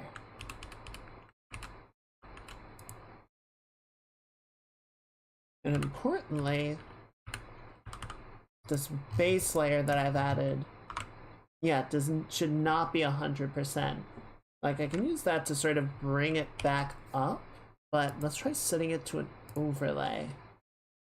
Ooh, okay, yeah, just so we sort of get some of the color bringing back in.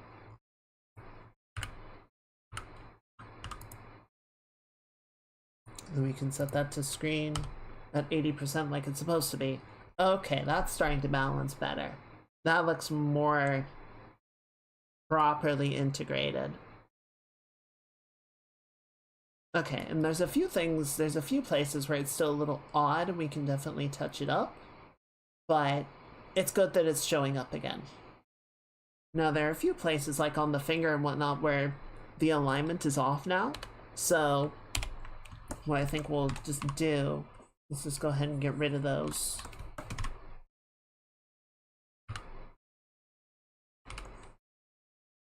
Just go ahead and touch them up now, and I think that'll be our closing mark for tonight.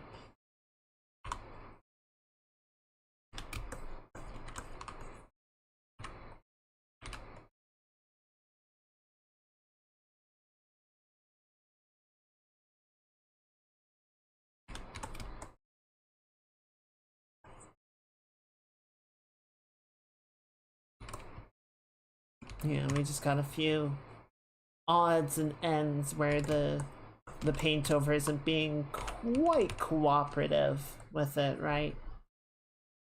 So we might need to sort of merge it in and be a bit more judicious in its application, but it'll definitely give us a starting point, right? I think the other option would be to just completely paint out the tattoos in the paint over so that when we overlay it in, it sits correctly. Honestly, that would probably be easier. So we'll start there.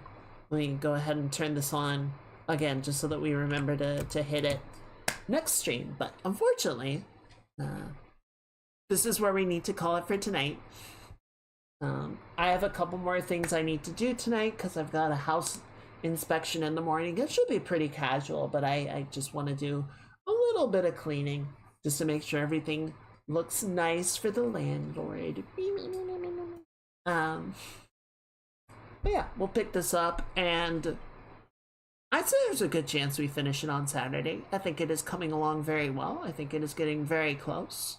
It's just a few more areas of tidying up and adding details and cleaning, but I'm happy with how it's coming along. I haven't looked at the original version in a little while, so what we'll sort of do once we get there, once we're happy with this one, is we'll sort of pull them up side by side, because it'll be something like, I don't know, somewhere in the ballpark of 7 years from the original drawing. So it'll be interesting to sort of see what has changed, what has evolved in that time. Let's also flip it back. Yeah. And thank you everyone for being here. It is always much fun. I know I haven't been working on this project continuously for that entire time, right? It's been kind of an off and on thing for sure. Even in the context of working on it on stream, right? It has been an ongoing process, so I can't claim that it has taken me 7 years to finish it or get to this point, but it is definitely dragged. But this piece, or rather the original version, was one of the like key artworks. It was sort of to establish like the look and feel and mood of what we were going for, right? Even though a lot of the game was still very like up in the air. I had not actually started to make anything for it, but we needed something to sort of establish in a very broad sense, the direction. But yeah, it's taken a while.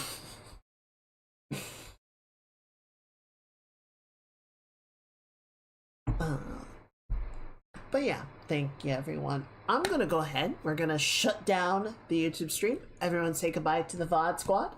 We'll see you all next time. But thank you for watching.